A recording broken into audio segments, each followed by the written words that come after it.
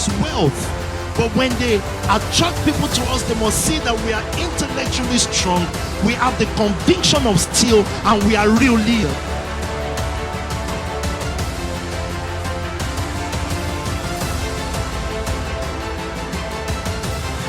The hallmark of a leader is consistency. The hallmark of a leader is just doing what we know how to do, and sitting in the same location, we have bigger resolve. You are lions. You have the heart of lions. You don't fear anyone. You don't back down from anything. Is this Spark Nation?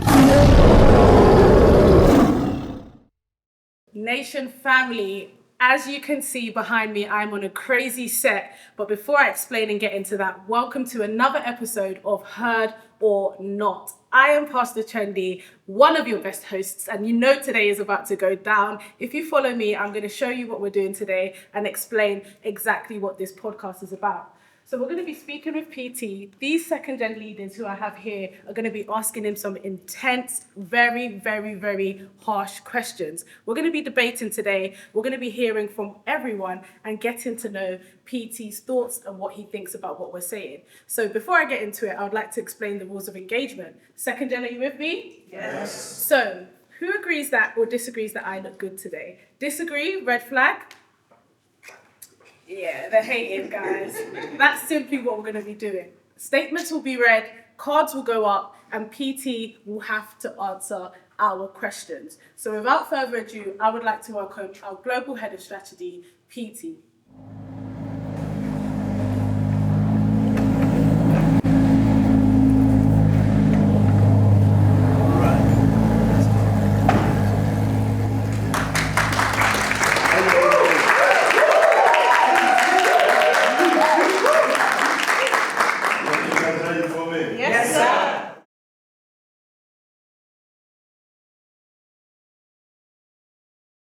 Good morning, good day to you.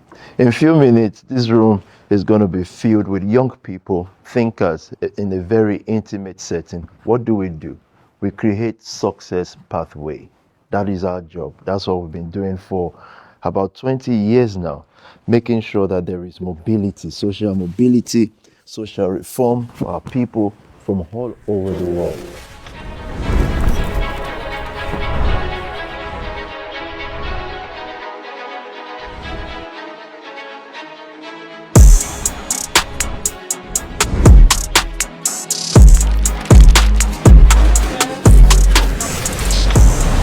Welcome to the second generation service titled Second Generation and its Enterprise. Today, we will be showcasing an array of second gen leadership, followed, of course, by a conversation with our Global Head of Strategy, Pastor Tobi. These individuals have made significant strides and impact in their fields by leading innovative projects, founding successful enterprises, and earning recognition for their contributions. We're made up of the fire that PT installed in our hearts. Coming to the nation and being exposed to PT's leadership was quite different, so I had to follow but then lead at the same time. So I think 2017 is where it started for me. And just that trust in being able to follow, watch how she did it, and then do it again. Of course. I think so. Those are very key moments. And then, of course, being entrusted to be a trap house leader, as I've already mentioned, and then, of course, now being entrusted by my father to lead the Guild House, which is, of course, mind-blowing. That deserves a round of applause, by the way.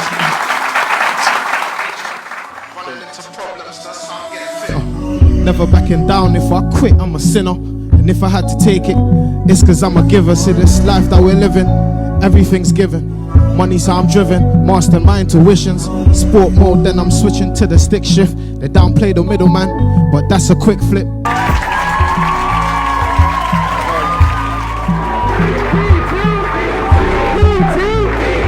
Thank you all. Organization means the bonding of people together. It must be for a benefit. And that's why I said that there is a metamorphosis of ourselves from church to, I'll just use the word organization, because there are certain things churches are not set up to do. For example, a church is set up, the church we met is set up to take you to heaven. An organization is meant to create heaven on earth. This is why we keep talking about unity, because that's the slab upon which what you want to become is built. It makes family names make people powerful.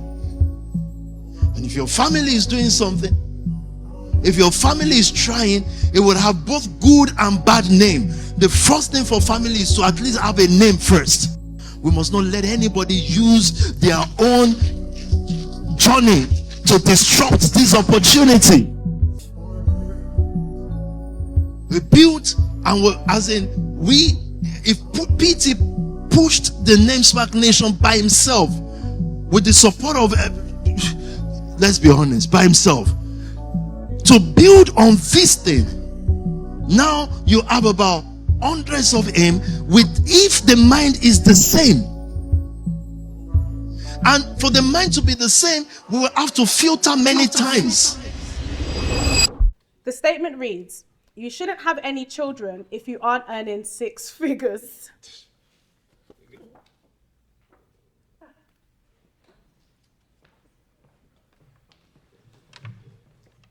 Hi, sir. Hi, Alex. I'm Pastor Alex. I disagree with that statement. Why?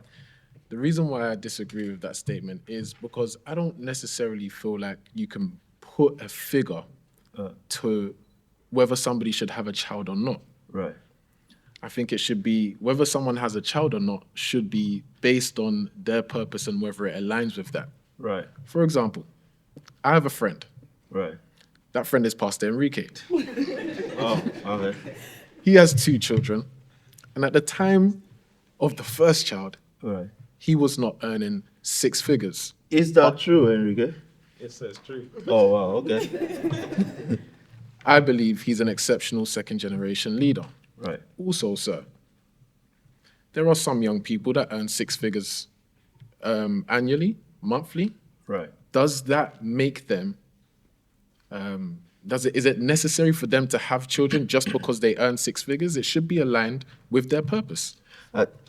Well, I think that statement, of course, that statement is not made by me, by the way. But I think I must also be able to read into the mind of the person or persons who made those statements. And I think it's about security, financial stability. The statement is way more than just 6 figures. Where we grew up from, people say things like, children bring money. I think what children do is to take money. You're just going to spend money. So, you never know when you have a child, fortune will come. I think you just share fortune between many people. But I also think that your statement is right, being that people having money does not mean you can't parent. You can't be a good parent.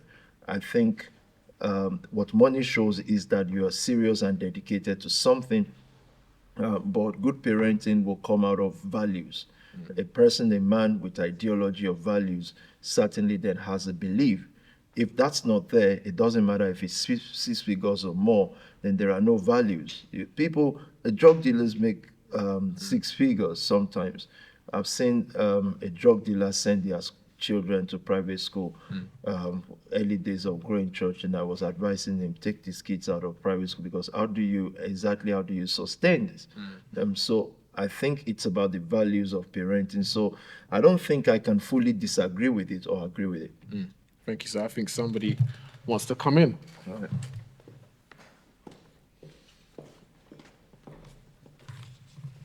Hi, ma'am. Hey, sir. Pastor Dami.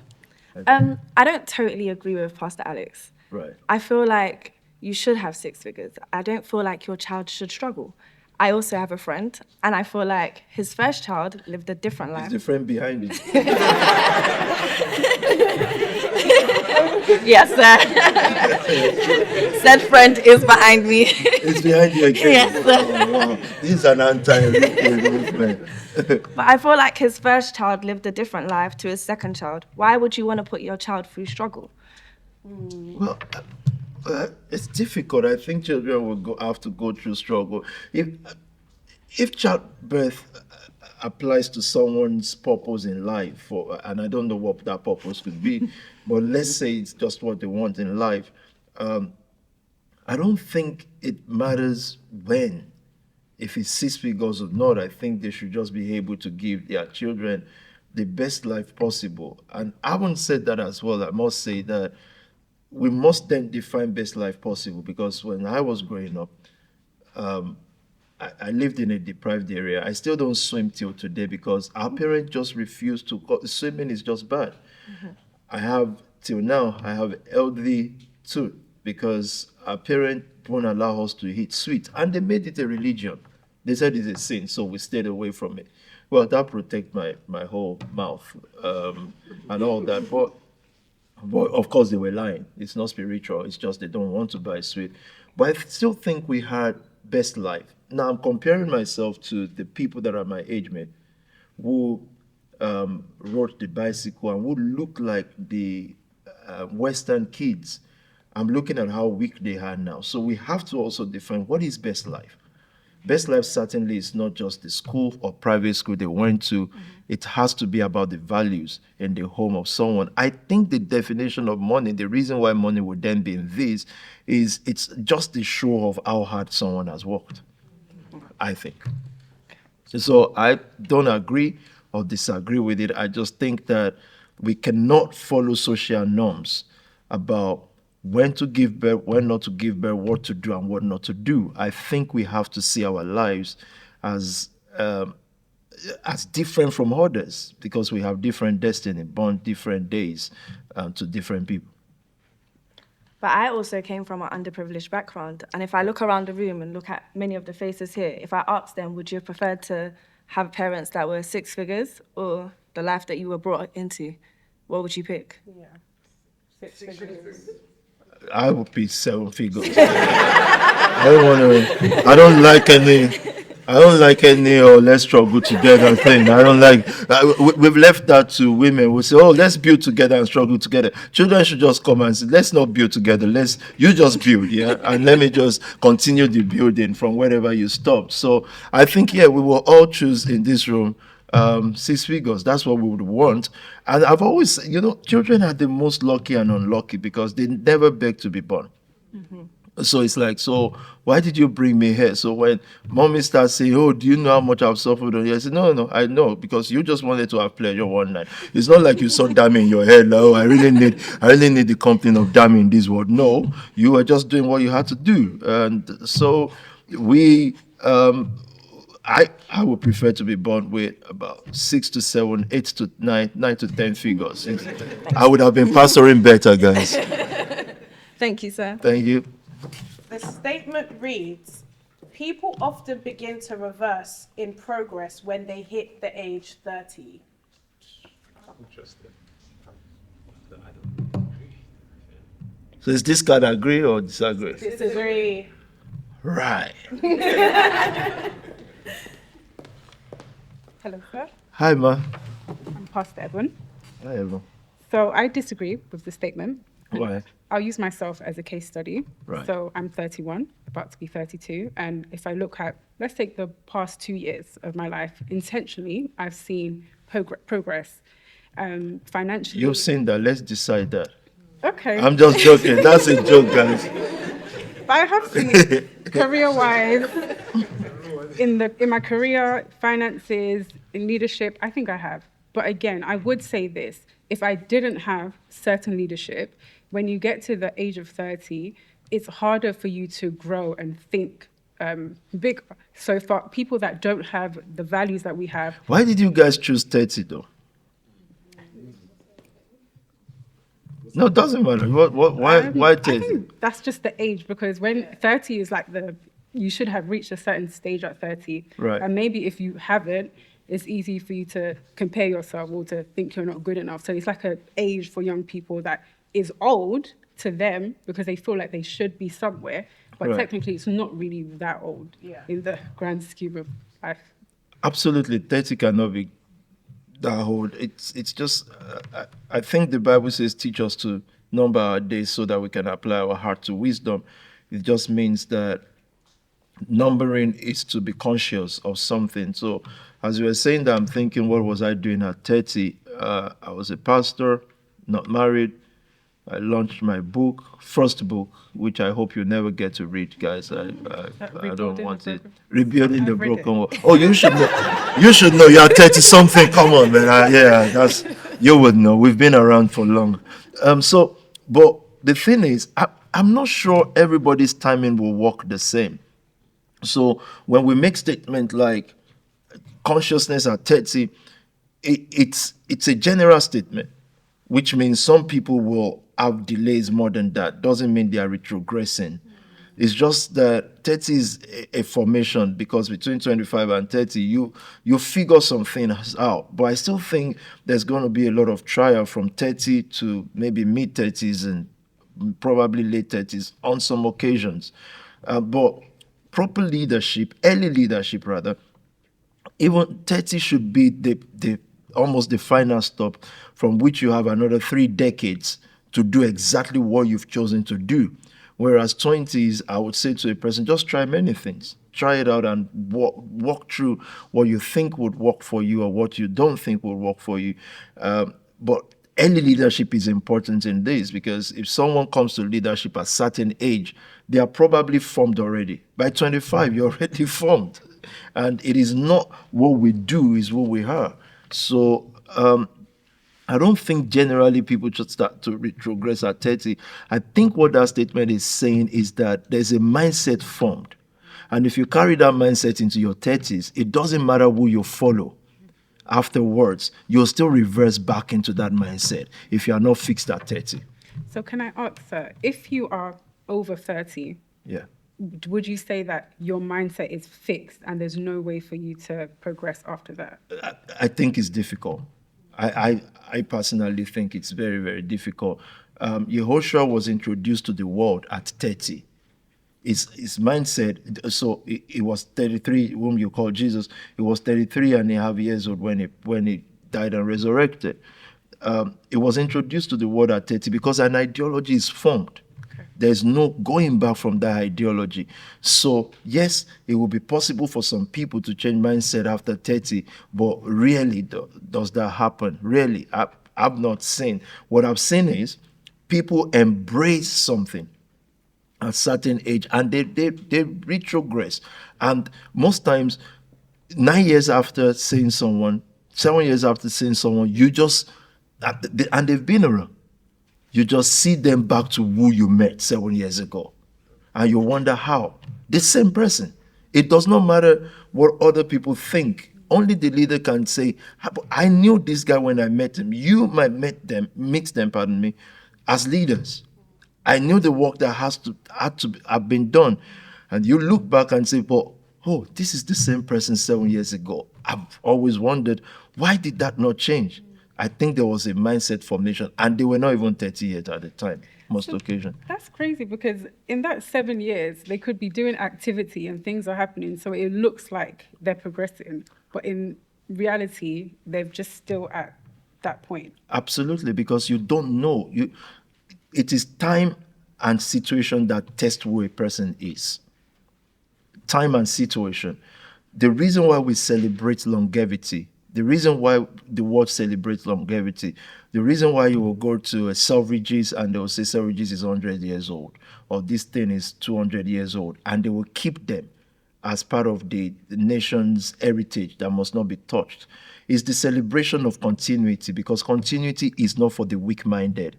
People don't continue things. They will say, I've been here 7 years, they walk away. I've been here 9 years, they walk away.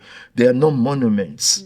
They are not fixtures that is trustworthy. The reason why you are celebrating, again, let's say Selfridges, is because they are saying that it's gone through all seasons and weather, and it stays there. And it's doing what it was created to do.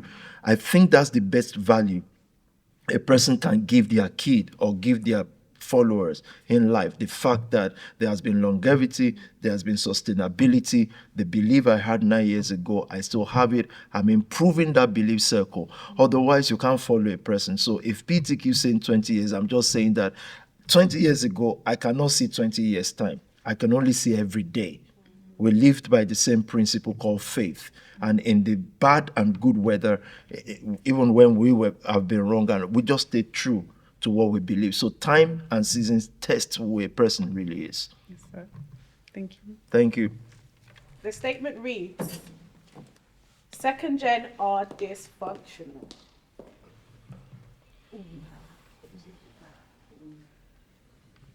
Oh, this is about 50% people. Wow, I want to hear this one. Who is coming?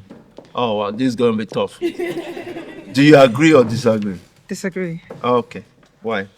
Hello, PT. Hi, Ma. Pastor Jen. I disagree with this statement. Well, I don't disagree. I debate the statement because you yourself have coined the second gen as the money gen, and I don't. Well, I've said many things before there. I keep changing depending This was on- after. So I think in our current state, we're not dysfunctional because we obviously form the majority of the nation as a Is that what you population. call functional? No, not necessarily population-wise, but in terms of us bringing the most finances, being responsible for the Who told most. you this? Statistically, Oh, if okay. you look at the seed, Right, we carry or bring in the most finances on paper. right. Also, we are the majority who run houses as well. So, I think people are raising their... yeah, so we also run houses as well. That's disagreement. Yes, sir. Yeah. So with my statement. So I wouldn't say that we're dysfunctional. However, I do believe that function has to be set. So Right. for example, if you look at me, you've called me the guild. Yeah. So in order for me to not be dysfunctional, I have to do the guild, and that's what makes me functional. Right. So I think we cannot conclusively say second gen is dysfunctional because you've started to give us function. Right. And in us operating in that function, we are now moving away from that statement and becoming functional. What do you mean I've started to give you function? I thought you've always had function. So I'm saying that obviously, if you look at, I can only use myself, but I've been functional in seed and souls and leadership up until you've given me a specific function. Okay, all right. So I get that. as a whole, I believe our generation have been very pivotal in the function of seed, souls, and leadership. Right. But as we go further into the move, you are beginning to give us specific functions to go on to the next level. So I can't conclusively say that we are dysfunctional. So again, like your previous statement, you cannot totally disagree or agree, but I cannot wholly disagree that I cannot wholly agree that we are dysfunctional as a generation. But can you wholly agree that you're functional? No. Okay. So can we hear from Pastor Karima? Okay. With your All right. statement. Good afternoon, sir. Thank you. Pastor Karima. I don't agree with that statement. And the reason being, I don't think second gen are functional as we should be. I don't think we're disrupting the industries that we say that we're in. I think we're still very much in projection mode. I think we're very confident in speaking within ourselves, but in terms of going out there into the public, I don't think we've pushed our initiatives to the point where they're recognizable. What will be pushing those initiatives? What would that mean? So if I use an example, we talk about the rappers, etc., that are in their communities and that are, they've created businesses, they're employing people. Yeah. I think that's the very bare minimum of what we are able to achieve. Right. And I don't think we've reached that peak yet. And I think that's just based down to confidence and the structures that we've had before in terms of, waiting on leadership to tell us what to do, etc. So I don't think we've Did that ever transitioned. happen? But I thought leadership wanted you to do these things. I've never, well, maybe I don't know, but I don't know if leadership has ever stopped you from doing any of these things. I think it's also a mindset thing as well, because I don't think leadership has stopped us, but they've also not allowed us to feel confident enough to be able to do it as our own ability. Right. So in terms of, if I want to do something, I have to wait for leadership to say, actually, you know what, yeah, you can go ahead when I That's might be- Pastor Sam, by the way. That's not me. Because I remember he said, oh, I'm not going to have a home to go to. No, but I remember when you went to Sierra Leone. Yes, sir. And it was a very big program in Sierra Leone then. Sir. Actually, a stadium. You put it together with Jennifer. So you guys were empowered to do that. Mhm. And so are you saying that the dysfunctionality is because of the leaders or because of yourselves? Because that just looked to me like something that started but didn't continue. No, of course, and I think you're very right. I think it's 2 points. No. I think that's a valid point because it's something I thought about too, and I think it is based down to my own personal confidence as well, and also waiting to be told, okay, what's next? Because again, leadership have always said that they wait for us and look at us as well and what we're doing. But for someone like myself that went out to Sierra Leone, that was based on something I saw and I thought, okay, you know, I can do it. But then when you come back, it's like you have to go based on what's around you, the norms and everything. When I went to Sierra Leone, that wasn't what was normal in the nation. That was very different. And it just did disrupt what was happening at the time. But then you come back and it's like, you got to go back into, you know, community units, etc. So then I started to think, okay, maybe it's not the time yet. So I've now gone into my own mind thinking, okay, maybe I should wait until I've been told to go back out again. So I think it's based on the understanding of what leadership, how to navigate leadership, and in terms of, okay, self-leadership as well. So I think there's so many factors, and the reason why I say we're dysfunctional, I think is based on the confidence side. I think it is down to us as well, our own performance, and knowing when to disrupt what's currently happening, and basically saying, okay, you know what, it's time to turn this around. Okay, interesting. All right, thank you. Thank you, sir. Thank you, sir. I can neither agree or disagree with this statement, and I'll tell you why. I think to answer the question of functionality, I've heard Pastor Karima, and I also heard Pastor Genevieve. I think only you would be able to tell us what functionality looks like. Because if I then determine what functionality looks like for me, coming from where I'm coming from, and with my own perception on what functionality looks like, I can't compare what a rapper's doing in the world because that's where we're coming from. Right. Functionality would have to come from the person who is making me. Because you've always said that somebody, when the maker is making something, he had it in mind of what he wanted to make. Right. So I think that's why I say I'd neither disagree or agree with the statement that Pastor Karima made. Right. In regards to the functionality. So I'd actually like to hear from yourself, sir, whether you agree with that statement or you don't. Well, if you've listened to me over time, I've in quote attacked second gen many times, and I've praised them many times. Then the following week I attacked them. The following week I said that's the best generation. The week before I said this is a poverty generation. The next week I said this is a rich God generation. That's how confusing it is. But the thing is, the truth be told, at some point I felt I've lost the second generation, and the reason is I felt like we started the whole principle of this work was to raise leaders who raise leaders who raise leaders who raise leaders. That's supposed to be the whole gist of this work. And so what I did was I was very eager to hand over. I've been talking about handover for a while. I've been talking about houses and fellowships for a while, meaning family heads. So we just didn't talk it. There was no greed in the system whatsoever. What I wanted was to have many leaders because I know the world will look into that. It's exciting because usually people don't stay together. And that's why we're not going to accept people who turn away. It's not going to work. We're not going to be friends because the whole point is the world has never seen people truly stay together. We needed to preach and do differently. So I felt we've lost the second gen to the first gen. Not to them in the scope of they'll follow them. We've lost them because there's this very strong teaching about leadership. And so for some reason, I thought the second gen has overhyped this thing. They've just done too much. And when that happens, you sink with a sinking ship. And by sinking ship, I didn't say leaders who can feed their kids or feed themselves or drive around in a car that has petrol in it. No, what we signed up for was bigger than that. And so it was a struggle for me, especially 2024, because you're now looking at who still gets the order of this house, which was the people that you were following. They were not lead. It's not like they were good at something.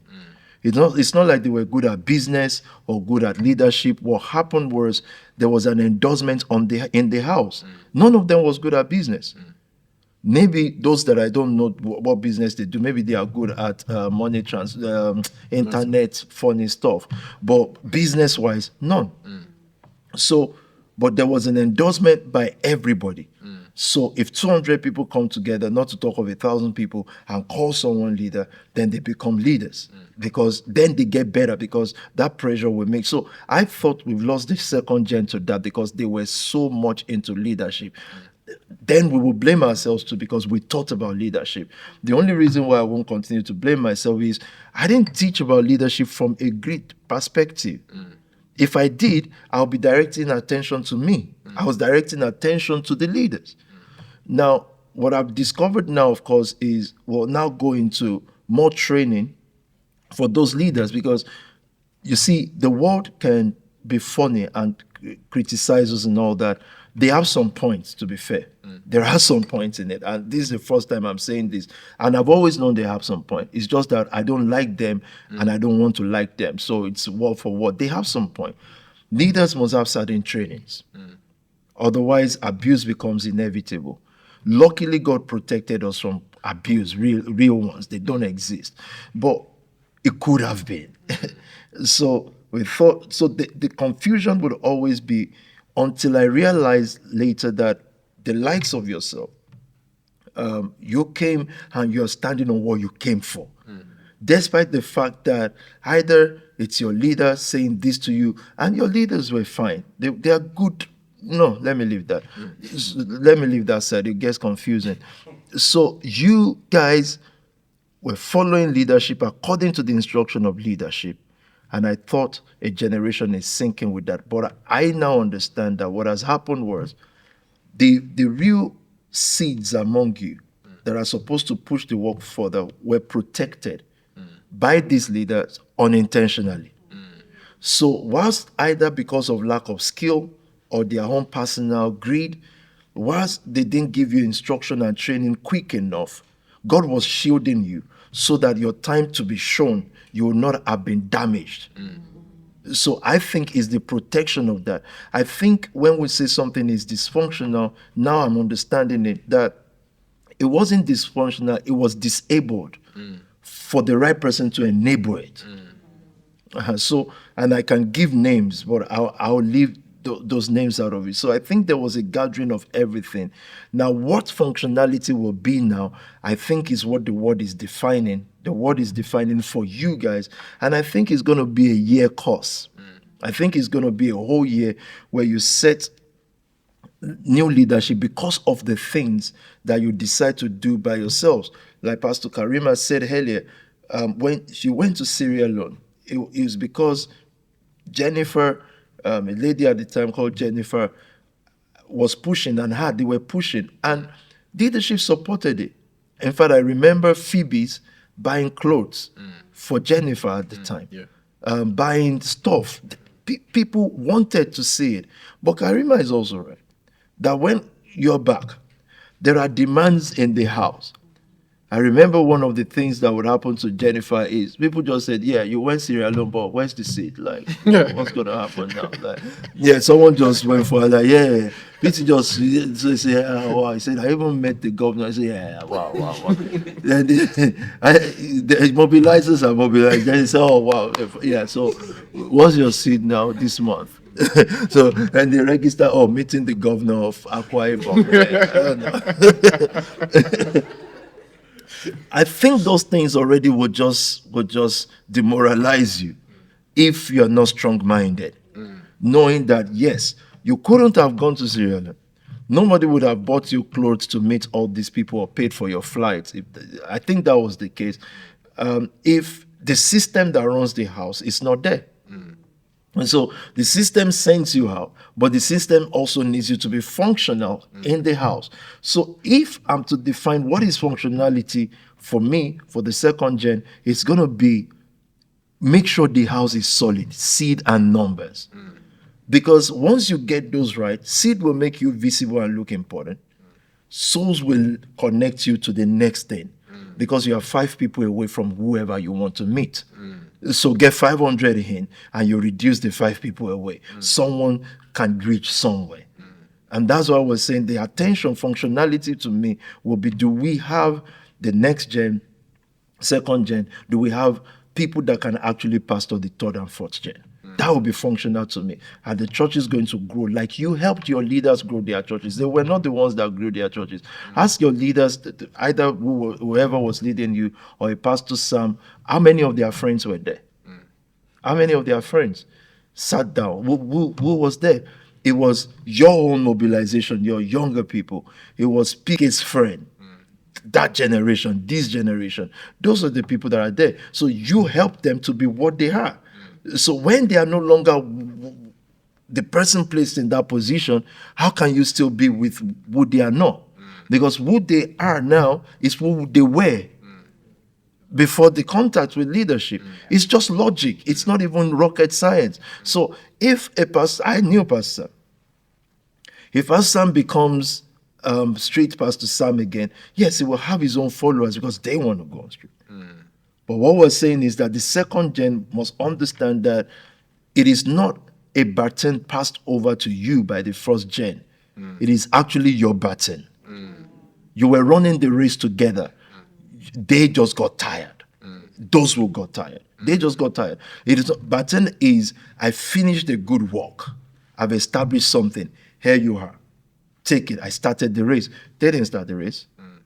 There's nobody that any of you here, and most of you have been here for 7 years or more, nobody here can say, anybody that you met can say, we built with PT. No. By the time, 7 years ago, by age 30, the church was already like 300-400 people. Age 30, that's about 14 years ago. Maybe a Pastor Sam, a Pastor Mark will be a witness. We're already about 300 or 400 people, and we were doing well in our own estimation of well. So it's not a baton that they passed down to you. You were running the race together. In fact, for some of them, you were running ahead of them. You were not just seen. God shielded you. Functionality now would be, how do you pastor continuously, consistently the next generation, and pastoring them on all sides, though? So that can't just be church services. Church services, yes, because it's paramount to me. But also, like Karima said, breaking into the right industries. Thank you, sir, for answering that question. I know that there's many questions, but I think what you've just got into sparked my brain a bit. So just to re-clarify what you said, functionality for you is making sure that the house is solid, seed and souls. Everything outside of that is outside of that. Thank you, sir. I thought I would say something. Okay.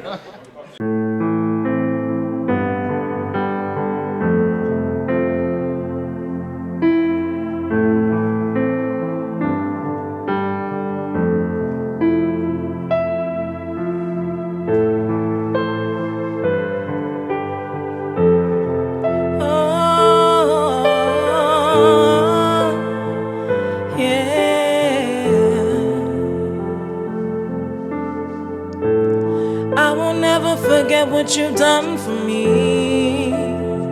You had me up on my feet, even when my enemies came for me. My knees were too deep in the sea. You never gave up, you came to set me free. Oh, you never gave up, you came to set me free. Now I can finally see.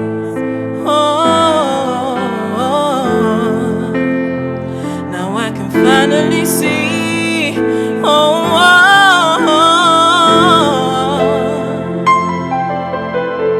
when I was going through my issues, everybody turned their back on me. But your word kept me strong. I knew you always had a plan for me. You put vision in my heart so that I can see. Every challenge that you gave was training for me.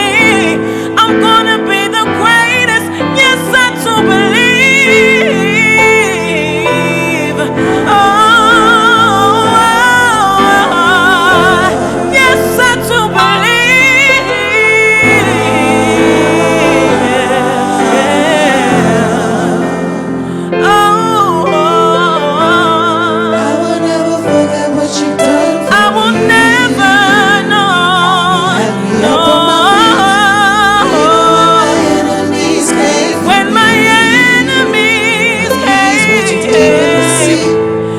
never gave up, you came to set me free. You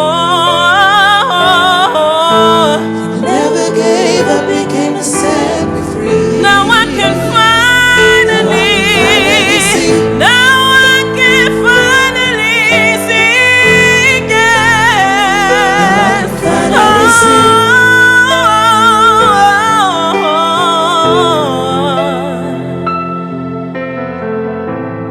I will never forget what you've done for me.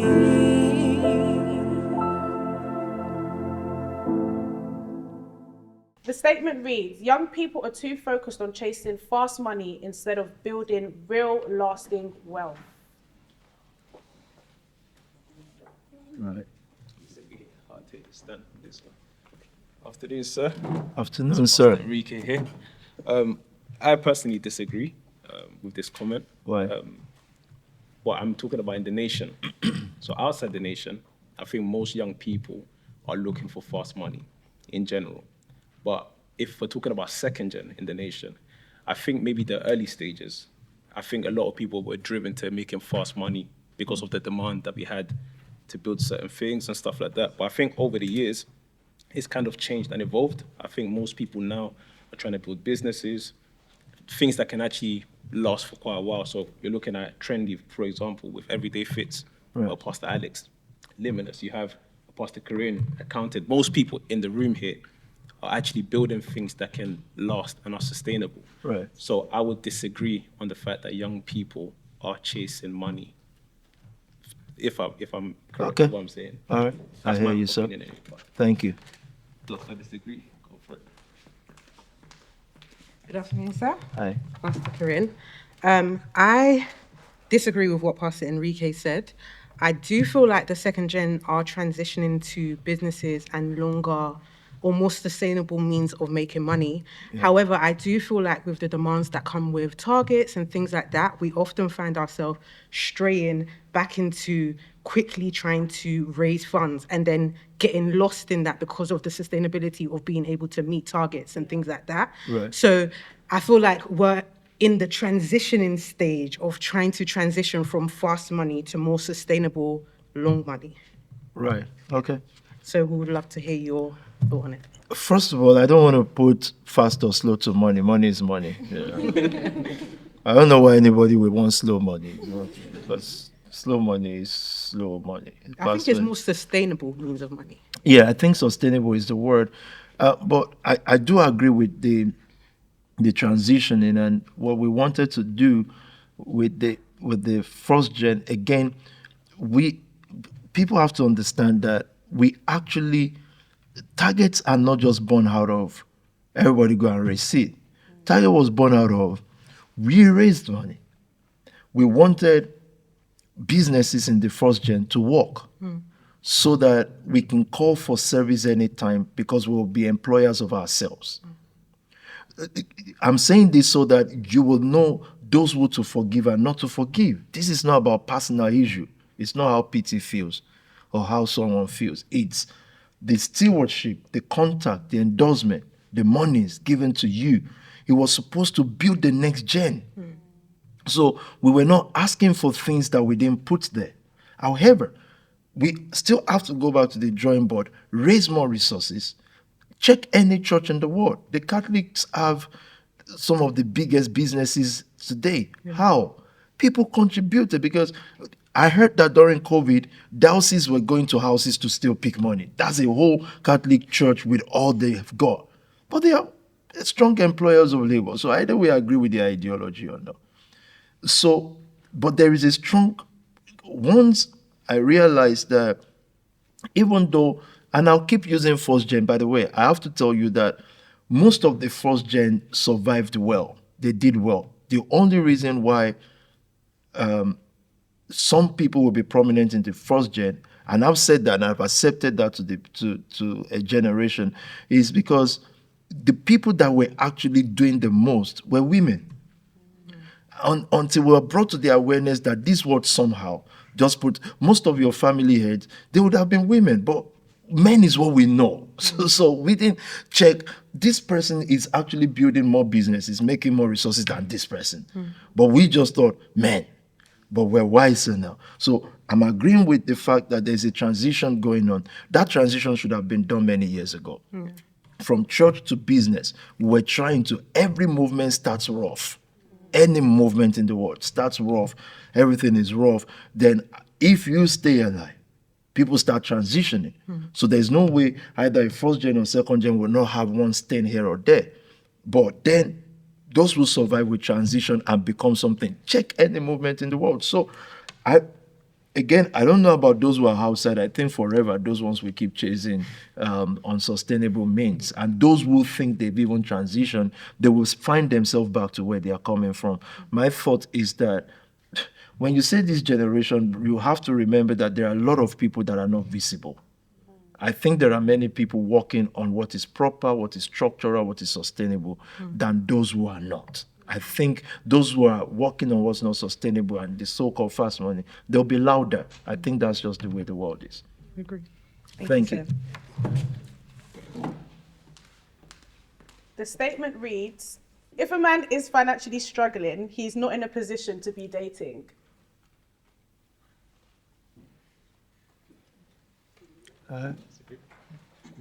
Oh, you're part of the show. Hi, sir. Yes, ma'am. Pastor Trendy here. I disagree with that statement because I believe that if someone doesn't have finance now, that doesn't mean they don't have a plan or structure or they're not under leadership. So why are you not dating now? And not building. Why are you not dating now? Huh? Why are you not dating now? I don't like anyone.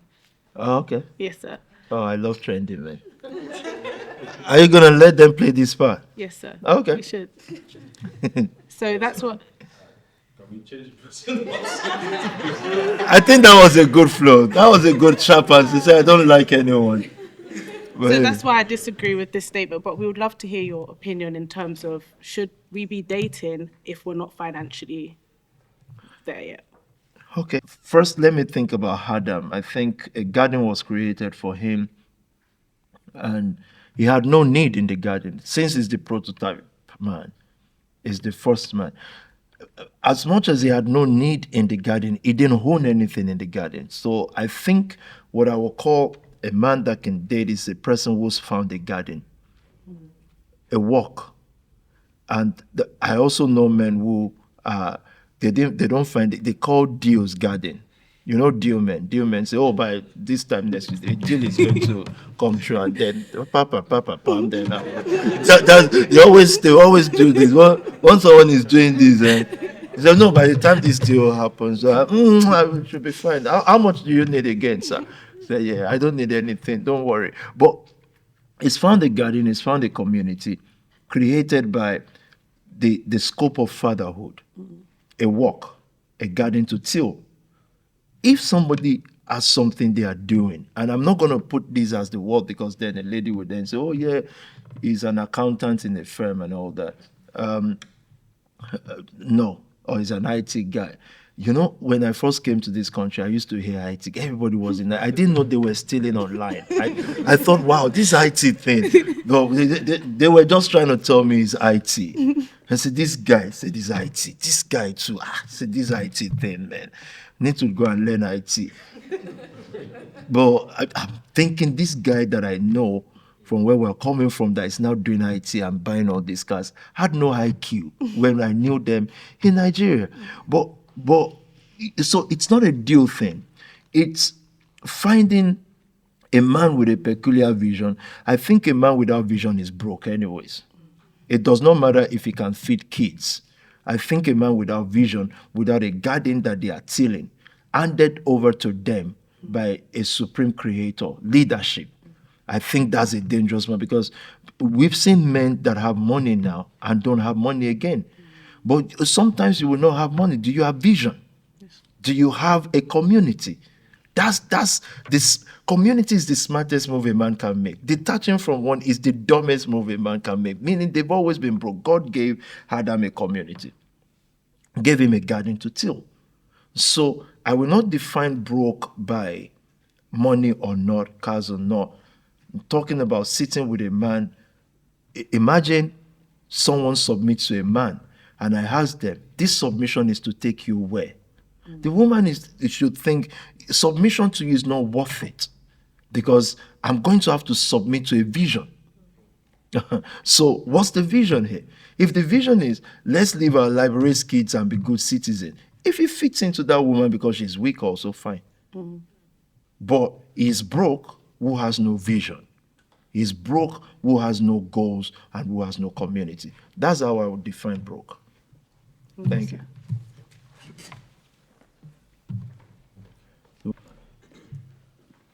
Hi, Red. Hi, PT. I'm Pastor Ryan. Simple question from myself. UPT came from Nigeria, Ibadan. You was completely removed from your environment and you was able to focus on the nation and the work that you had ahead. But for us, we still very much live in our culture, be in London, surrounded by environment, social media. How can we then overcome our environment and our background to completely focus on the nation work like yourself? I think it's a choice because when I came from the country you just mentioned now, I met many people here that from that country. They always have a community. I was sitting one 31st night, I'm looking at what my friends are doing, and I just thought, I don't belong here. I just told them I'm coming, and they've never seen me ever since. It's a choice. It's a choice. I actually literally walked out without fight. Now, I saw some of them at 11:11. Last year, they came from America. That's how many years after? 20. It's a choice. There are people in Heaton College. You don't see them. There are people in, you would have one or two that you mingle with. They've chosen their own community and they've left a community. So there's Heaton College in UK, but then there is a surrounding environment. They don't belong to that surrounding environment. It's our choice to cut off or not to cut off. Your houses, your families, that's a whole world. Everything exists there. Your problems exist there. Your goodness exists there. Your prosperity exists there. What can make you poor exists there. What can make you free exists there. What can send you to prison exists there. You have to embrace it as your world. Cool. Ricks. Oh, all right, afternoon, sir. Yes, Pastor. You know, you've been saying recently that it's going to get brutal from here.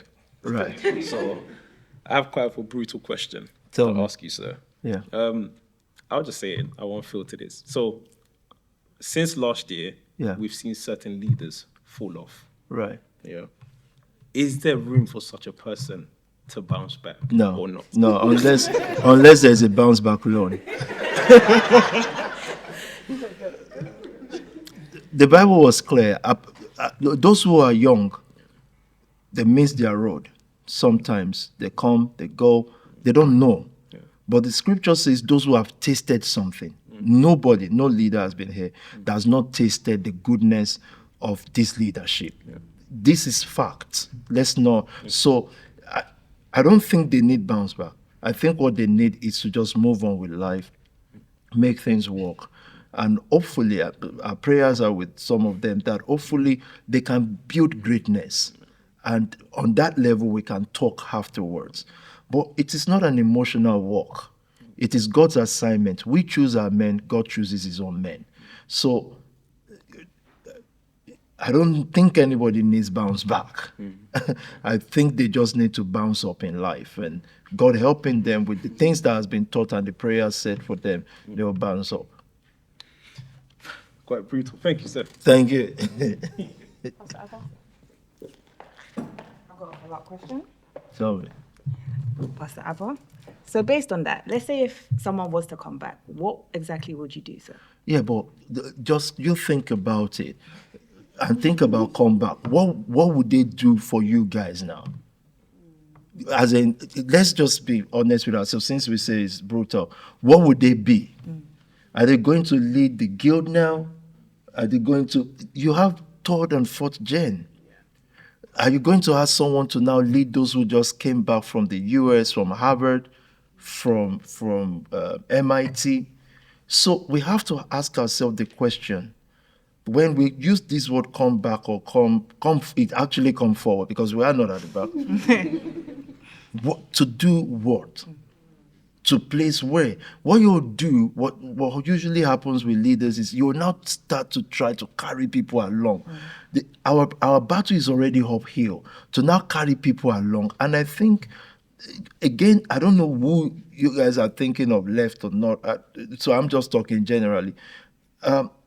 Some people have enough self-respect to just look at an environment and think, I'm no longer needed here. So they just escape by the night. Because what would be the need? You have to look at a person's contribution and say, would I still call someone business coordinator or revival coordinator to coordinate what? House of Exchange. House of Exchange raised 100K by themselves without telling anybody. So, so exactly what would the role be? But then again, I must also say, the churches are now created, they are worship centers. And every human must worship the Lord. Thank you, sir. Joe. Good afternoon, sir. Hi, Lady Joe. Pastor Joe. Right. As a leader of an MBC, do you know when it's time to stop? A leader of what? An MBC, Nation Building Center. Oh, yeah, okay, sorry, I forgot. I'm thinking NBC, Nigerian Beauty. How do you know when it's time to stop trying with someone that feels like they know what they're doing? Immediately. Immediately. You don't, the word is clear. The word is to teach people how to act. So we will stop training someone who feel they hear immediately. You leave the word with someone, of course, there's constant training. Someone may not hear something today, but your question sounds like one-on-one because it's training someone, not training a people. As long as they can assess all the general trainings you do, and which has to be many, you have to have collective training. On the one-on-one one, the moment you can pick up, that may be after the moment you know this person believes they know what they're doing, that's your job done. Because from there, they must do what they know they are doing. Otherwise, they will not make the mistake they need to make in order to know that they need you. Thank you, sir. Hi, sir. Me again. Hi. Do you think we focus too much on money itself rather than what actually creates money? We've been, you guys or me? Both, you can. Both. No, I need to understand that question a bit more because we can be humans or these are family. Okay, so the family. We have where we need to be money-wise monthly. I'm not sure that the focus on money brings money. I've never seen a place where someone just focus on money and say money, money, money, money, money, money, and then money comes. So there's no way. If there's focus on money, I think it is focus on what we bring in. Mm-hmm. So I don't think there is acute focus on money. I think there's acute focus on the result of what do I have to do to have money. And someone is focused on what do I have to do to have a child. Someone is focused on what do I have to do to impress other people. We are saying it's better for you to focus on what you have to do to have money. So I don't think the focus is particularly on money. I think whilst you're looking at money, there's no way you won't look at what to do in order to bring it. Yeah. Okay. Thank you, sir. Thank you. Oscar. Good afternoon, sir. Hi, sir. Pastor Chris here. I have a question, and this question is, do you ever look at someone and think, by now, why you not made it? Yes. All the time. And I think I still looked at many people yesterday. And I feel like knocking their head because I think that for them to make it is simple, it's easy. But the problem is, years after you say, oh, this is why. So all the time I do look at it like that, and people can challenge me and say, oh, but what's your definition of making it? There are some basic definition. So don't tell me I'm making it in my mind. Yes, there are some basic definition of making it. For everybody, there are peculiar things. A typical pastor can look at a 30-year-old and say, why have you not made it? And the woman says, what do you mean? He said, where are your kids? He's a madman. And the woman has said, probably I don't want to have kids. So that's not his own definition of making it.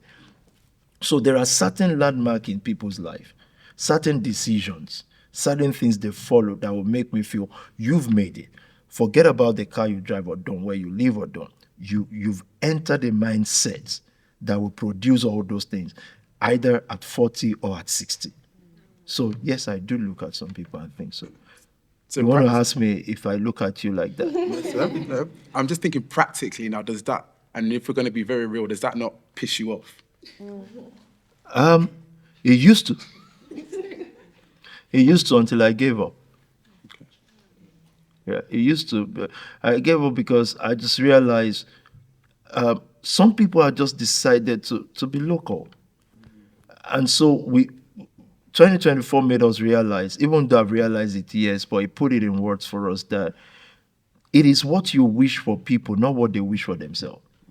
You know, what I'm saying with that is, you see this greatness you're talking about, you wish it for them. But really, that person is just not wishing it. Then I will be pissed off saying, so why were you hanging around and saying these things with us now? This guy just wants to be with his own kid or with himself and just be as little, probably smaller than their own father. So, but it's like, why did we waste that? Well, even you, why did you waste all these years?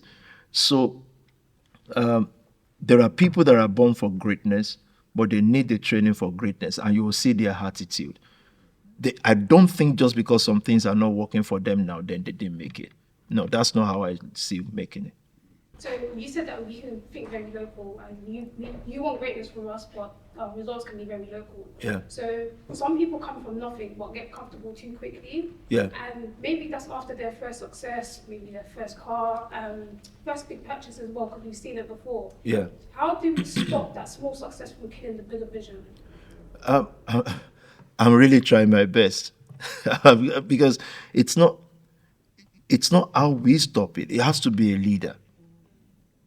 And that's why I'm convinced that the second, third, fourth, fifth gen will be better, because again, I can't put too much blame on the first gen. And the first gen did make it, many of them. It's just they may not be the prominent ones. But you learn with a people how to train them, how to even reach them better. I've learned that 20 years up to 2024 has taught me how to read people better and fix them into things. And so, and luckily for me, I'm having the opportunity to, if someone asks me about their marriage, about, let's say, when they married 6-7 years ago, I had an opportunity to tell them certain things. But again, I felt then opportunity represents itself. And I said, you know what, now that we're here, let me now tell you the truth. I should have. So I'm learning better. Yeah, you're thinking 6 years, 7 years after. Damn. But I'm also human. We know in part and we see in part. But either that person then listens to me or not, 6-7 years after, I know what to tell the next generation quicker. I know what to do. So how do we stop it? By having a leader that is well trained more. I think Pastor Sam was saying it the other day. If someone is just joining the family now, they are most blessed, because whatever I'm telling them is 20 years of seeing everything. Seeing people's humanity and seeing my own humanity as well. So I'm going to give them in 20 minutes what took me 20 years to learn through pain. And what also probably took me many practical human beings, you know, like the guinea pig, like the rat that you guys will use to test medicine. So we're better now. And I've always known that if you get 12 people right, sometimes if you get 3 people right, they'll get every other person right. So if I speak a lot about the first gen, it's painful to me, some of them, how they turn out to be, because I thought, okay, we've got this right, that means we're going to have many. Then I'm seeing it and I'm thinking, what a pain. The pain is not about the person. We didn't know each other from Africa. We didn't grow. What's the pain is about the plan, which would have bring many successful young people, take them out of local mindset into something. But then you see the same people grow back into localness, and you're thinking, how? You know, but thank God for age. Age helped me, and age is helping us. So it is how I intend to do it, and that is by, again, repeating what we've done, but in a better way, knowing more now. PT, I'm back. Welcome. So you've spoken quite passionately about the failures of the first gen. Right. What are you actually doing differently to make sure that the second gen don't go in that direction? Or have we completely missed it, hence why you're focusing so much on the third and fourth gen? No, I'm very focused on the second gen since the day Enrique brought 100K. I was just saying, oh, there might be some potential there. Let me think about 300K might be going. But on the serious note, I can't miss any generation because this is many years of work. And like I said before, even as a leader, you grow to understand more. Some of the leaders that I've looked at from afar, I knew when this man was ordaining bishops in his church, they were the closest bishops. They were young. This is the biggest, one of the biggest churches in Africa, by the way, now worth billions of dollars. They were young and he ordained them as bishops. They were young, they were close. The whole world knew them together. And I grew up seeing those bishops live one by one, one by one, one by one. And you almost look at the leader like, what's going on? But the church was growing. Now, I've seen how they are training the younger ones now. It's way different, a different animal. So what I'm doing differently is focusing on the assignment. First, we've lived the first era of the assignment, which was to gather people. Now, it is now to select people. There is a deliberate process to select, whereas the family is focusing more on building the institutions and asking for certain qualifications. The first gen were first gen leaders because they were available, not because they were qualified. Now, and at that time, we also cannot demand qualification because we're just still knowing to. Now, we've paid the price of sustainability to a place where we can now demand qualification. That's not just good. So you can lead the guild now. And many other leaders too can lead because there is now qualification. When we had the first STEM group, we were the people there. Now STEM as first class engineer, doctor of AI, this and that. So we're demanding that because if we're going to build something sustainable, we must have people who have gone through sustainable institution as well. Yeah. So we had people who can walk away from something because they walked away from uni. So there's a track record there, but they were available. Yes, sir. Now what are we doing differently? We're asking for qualification, not just school, but in things that are sustainable and built over time. Yes, sir. And things that are institutionally recognized. So we haven't disappeared? Never. Since the day Enrique gave 100. Thank you. No. Since the day I've seen, I can see the guild. How can the guild disappear? I've seen your own fire. Looking around this room, I can tell you how sustainable this room is. I have no single fear of anyone in this room. But if people ask me, have you ever had fear of the other ones first? Always. They are the ones telling me never, sir. But I'm a leader. Someone cannot be saying to you never, sir, and say, don't worry. No, I'm just going to say amen because that's what I desire, that it works. But I studied movement well. And I know a movement does not survive until the so generation. Thank you. Thank you, sir. So, sir, you've mentioned previously that when it comes to the first gen, there's some people that if you knew what you know now, you would have put them in a more administrative role. Yes. So how do you know that the current second gen are in the right roles and right departments that they're supposed to be in? Because of the first gen. And let me be blatant with you. I've said this person would not have been family head. They would have still been HQ administration, which is powerful, which is most needed. It is the second gen that is now modeling what HQ leadership means. That doesn't mean perfection, far from it.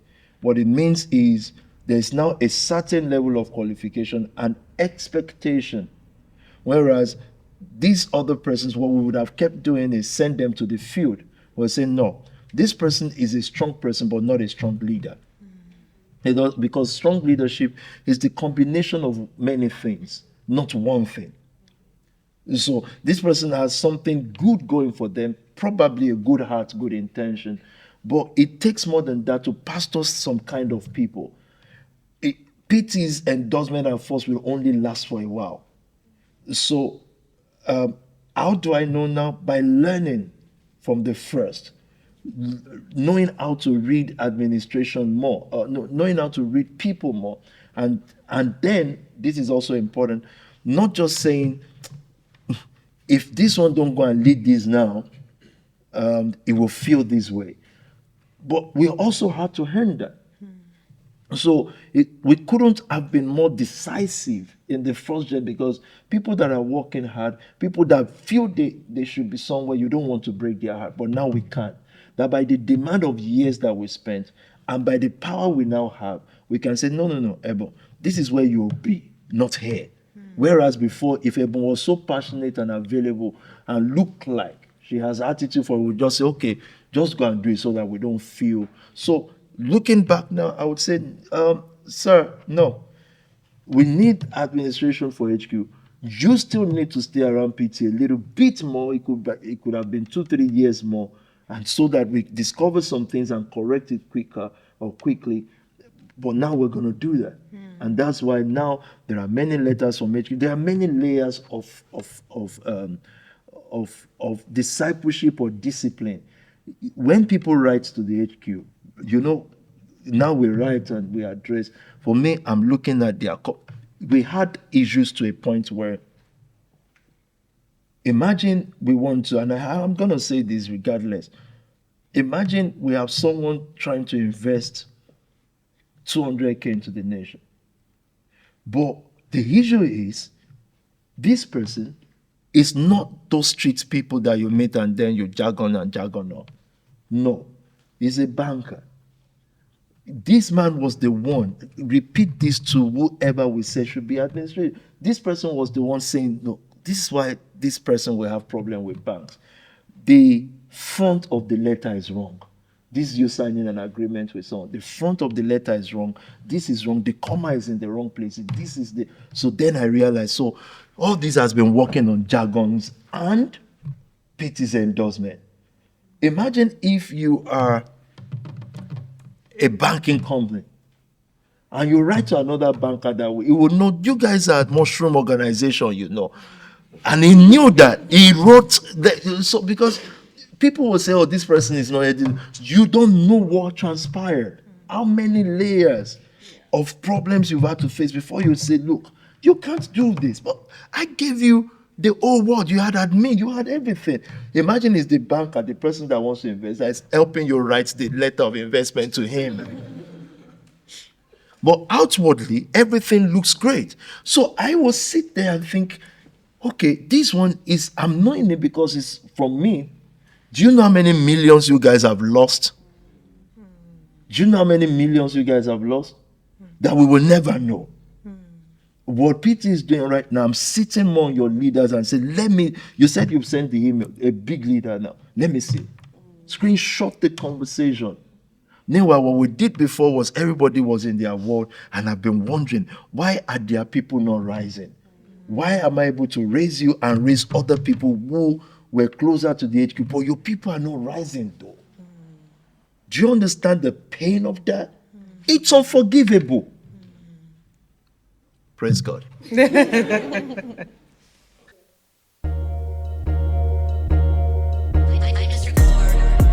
Yeah.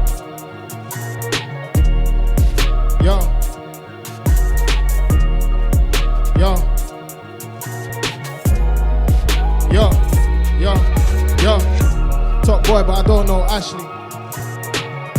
I'm J. Cole with the bars, Joe Cole with the skills in the field, and I shoot like Andy. Bring tequila, I don't do brandy. Yeah, it's funny how they live on the net, but in the flesh they wanna be down like brandy. I might just stick to the rap, stick to stuff and racks in the sack. What if I gotta turn man to a pat, leave the pool in the garden to bells on the whack? I ain't playing no games when you see me. Trust me, that ain't comic, it's 3D. Bad one on my side like Riri. My actions ain't film on TV. I'm on the MOTs to the art block, cause they're in need of a service. I told Mills, don't worry, keep whipping, the neighbors ain't seeing through these curtains. I'm in a tinted black one series, and on the seat is a furnace. The feds pull up to me at the lights, you couldn't believe these burdens. I told Babe, book Parch and War, I knew my wrist froze Hagen Dazs. Never boy, I love hearts and cards. I push buttons to park the car. I'm in the kitchen with arts and crafts, you wouldn't believe what I whipped him. I'm OCD when it comes to the cleaning, I'm leaving the scene with a witness. Nobody don't wanna cry no more. Wanna make peace get fly some more. Wanna make M's gotta grind some more. So blood, sweat and tears, I'ma fly some more. Don't wanna go court and lie no more. Wanna fly PJs to the sky some more. A kettle on your wrist, putting time some more. Bust out on the Cuban and shine some more. Yeah, I feel you. If you wanna innovate, find a real you. You was a man in the past, did that still you? You want a microwave, God, but a real food. I'll pull up and rock the beat. When the mixtape drop is peak, they're gonna give me the lock and key. They've been waiting patiently. The series called Take the Streets. I know they got their faith in me.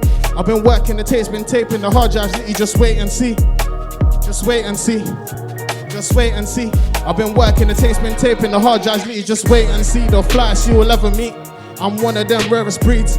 I'll take a L and I'll bounce back. You will never see me face defeat. Chopping life ain't strange to me. The hate is a face to me. The G-Wag support more than my blood fam when I take the streets.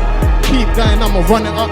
On the night until the sun is up. From pennies down, now it's money up. I put my head in the game and I studied up. Say it when they win the pause down. But nowadays looking sunnier.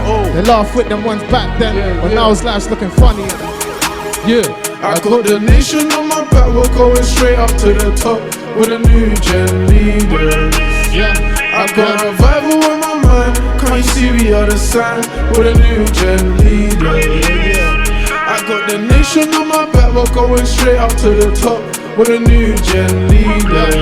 Yeah, I got revival in my mind. Can't you see we are the sign with a new gen leader? I ain't got nothing to prove.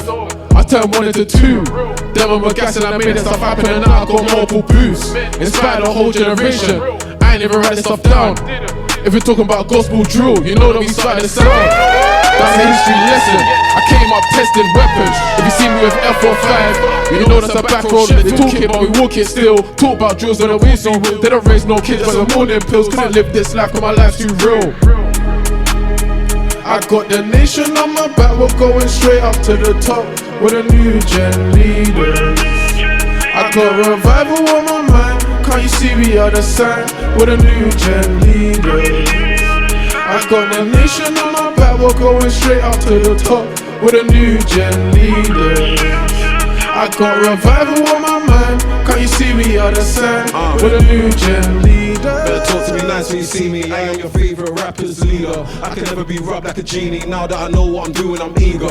I know why they call me mad, cause I went on the church roll like my name Nina. If I see your girl in the club trying to save me shots, she ain't no keeper. In the East End like she loves, where I met Elizabeth, you know I had to breed her.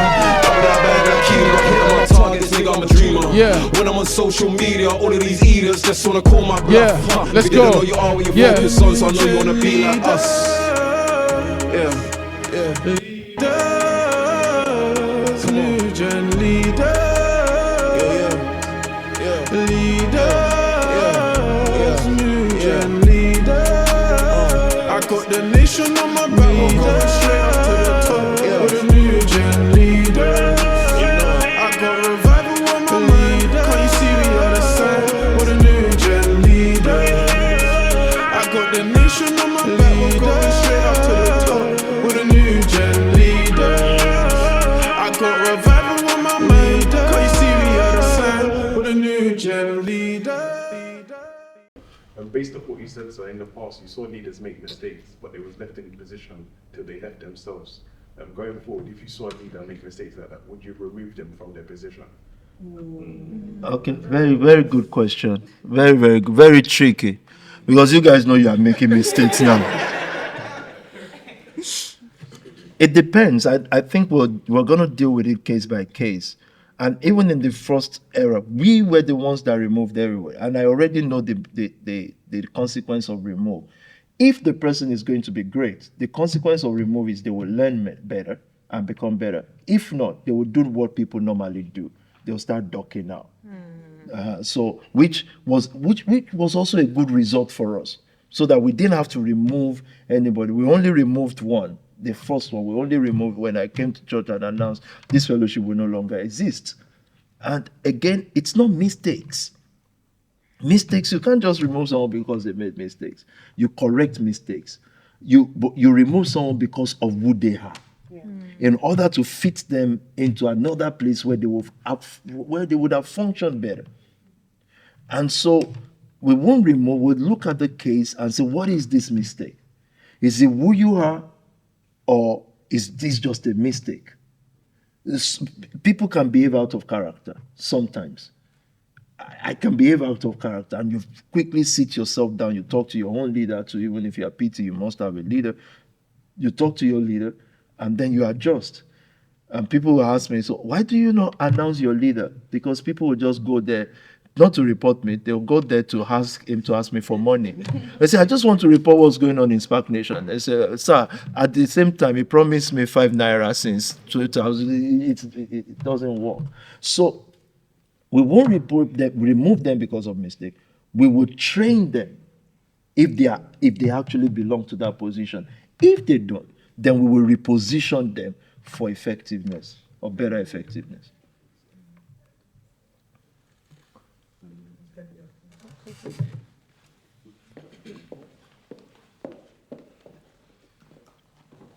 Is this the haircut that delayed us? This is not the haircut that delayed us. All right, I was told you were in the barbing salon. So I said, are you a barber now to keep us this long? No way, sir. You're still a rapper? I'm a leader first, and then... Oh, well, that's the...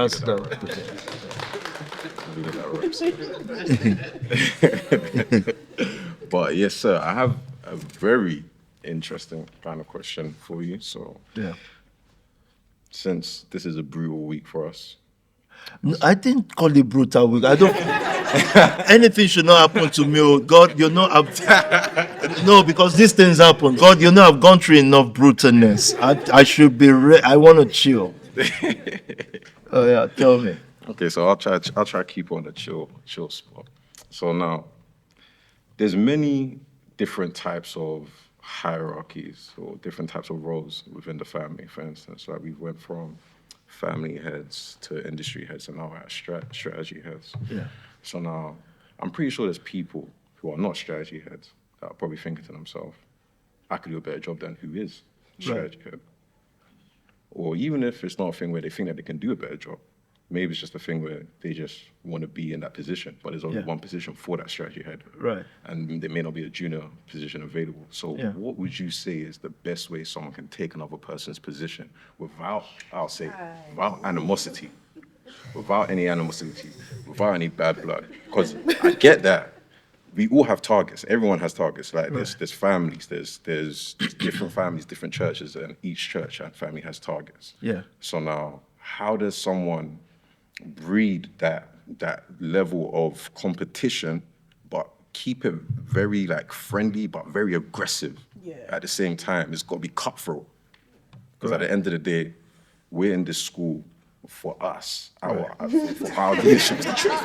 Because you said yesterday, you said that you came here to find 12 world changes, to make 12 world changes. Yeah. That's what you were born to do, to make 12 world changes. Yeah. That's 12. Then you counted the room. It's about 120. 12, you know. That's 12. That's 12. So like we're in this school for our own self. So how now does a student of this school take another student's position or become the best student of that class? The worst leadership is positional leadership. First gen is positional leadership. Available, then someone puts you in a position. Once you get into positional leadership, you now have to show that you belong to that position. In the house of Potiphar handed everything over to Joseph because he saw God was with him. So if I were you, I won't, not you, the people, I won't chase the position. I'll chase to show that I'm good at what I do. Because you have to ask now, before people lose their minds, I want to tell me, this leader is not here, this leader is here. Who gave me position? I was a preacher in Queens Road, Peckham. I know I'm good at what I do, but nobody came to endorse me. Nobody said, oh, this is 10 people, go and build business. So no lazy brush should tell me about how they feel or treated. Every day, without passport on papers, sir. Every single day I walked that ground. We walked ourselves. Nobody said, this is Pastor Tobi, the head of senior pastor of this. I was pastoring older people who after service call you, Tobi, Because you're thinking, imagine preaching to people, and after that, you say, I want to advise you as your mother. Like, no, you're not my mother. Go and sit down and listen to the effing word. Don't do that. Because Paul said, do not let anybody despise your youth. Don't do that. It's like a spirit just comes on them, and then we start all this nonsense. So in life now, who gives you this position?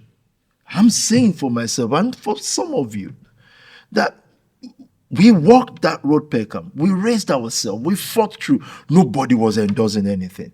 Nobody would even endorse young pastor then. If you like, make mistake. If you like, don't make mistake. If you like, our being good at what we do is what showcased us to the world. Yes, now I can talk about 12 followers. You know why? The years of work can make me talk about it because I'm thinking, I've got many people I'm pastoring outside of the family. Go and check South Africa. Right now we have the most number of followership. South Africa loves us more than Nigeria. It could then be the Nigerians living in South Africa, but however, the numbers there is unbelievable. Unbelievable. So, but that's not 12 either. We're just saying that once you get the 12 right, you get many people right. The reason for head of strategy is the same reason for family head, because family head was a positional leadership. Then we saw who is a head or tail. Now, strategy leadership, we will see who is a strategist or a non-strategist. Then people will show by their own attitude. Self-developed people, self-governed states, people that, like many houses have been doing, maybe like Love House or like Connect, like House of a Sin, they are just self-determined. So people will fight for a position, not because they are competing with someone else. They know they are better than the person in court, than what the person is doing. I think if they keep walking, what's going to happen is that it will shift to them and it will work. Without people that are inferior remove themselves by themselves. Inferior people walk away. Simple. Let's not be minding what Google it. Research inferior. Inferior people walk away. They self-talk.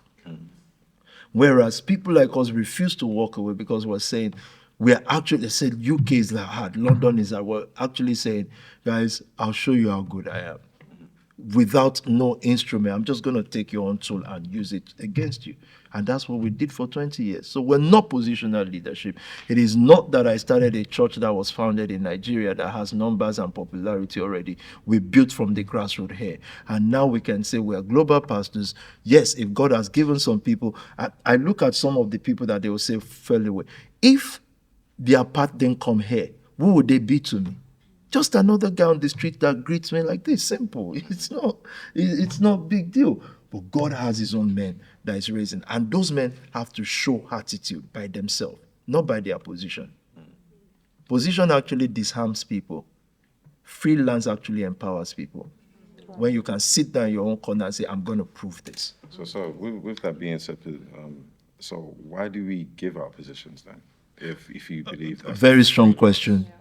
Very, very strong questions. A church, a family must have it must be institutional.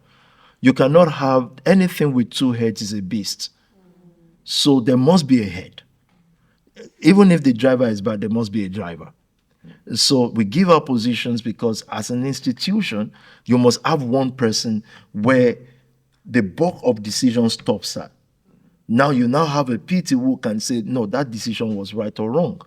But where you were, and the intention for family heads, like I said before, was we thought we've gotten some people right.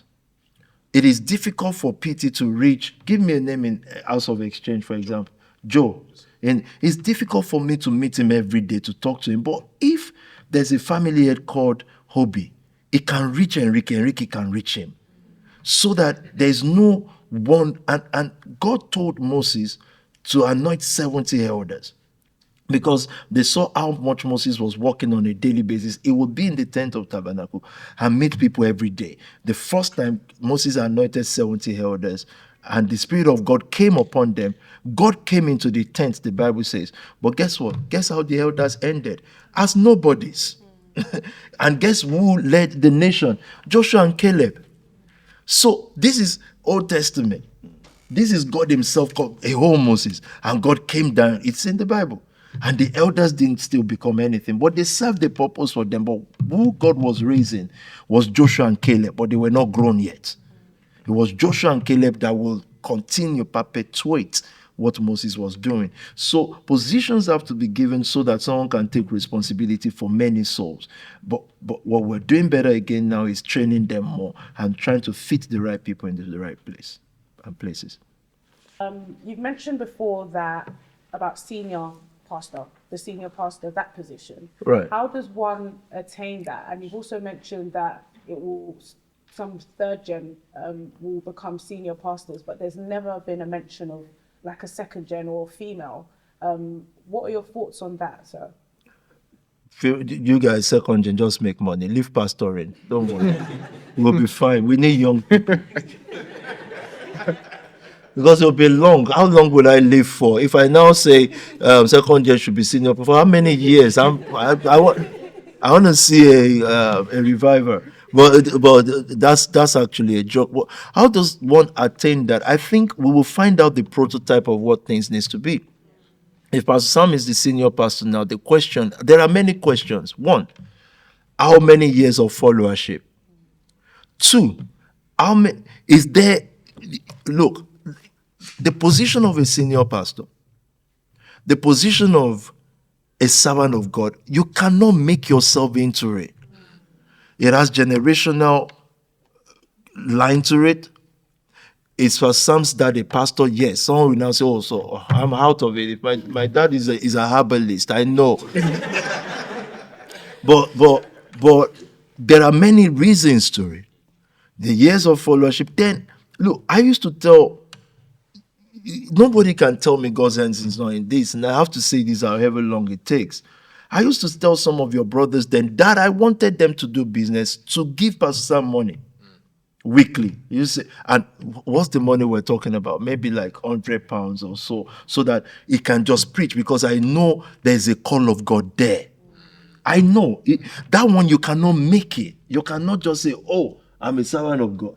The word, if they like, they can call us self-proclaimed or they like.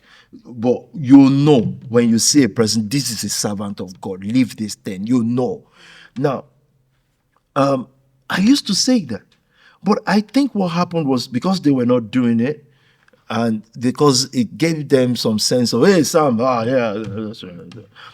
What God did was just gave him Zuriel to prove that you can make $1 million legitimate. Yeah, without, never sat down with Pastor and said, "This is money for investment." But I've done it with others. And they've done it with others too. So I'm not blaming anybody. There's nobody that has lost. It's equalized itself, or even much more. So I knew right away that there's a call of God there. What Pastor Sam then does with that is what then brought him to senior pastoralship. If he does otherwise with it, then otherwise too will happen. So you continuously look at who has that attitude, who is called into that field. You'll find who is called. You will know who is called. I think I said it yesterday. By revelation, Peter had an understanding of who Yehoshua, whom you call Jesus, is. And even the person closest to him, he did not build his church on him. He built his church on Peter. So I believe there will be second generation people who will become senior pastors. I believe there will be third generation. I'm actually looking forward to the fourth and the fifth generation. It will be a sight to see. But you see, right now, that's not my fixation. My fixation is the continuity of the work, which is that when the third gen becomes senior pastor, that the first gen is still strong and they're doing the work.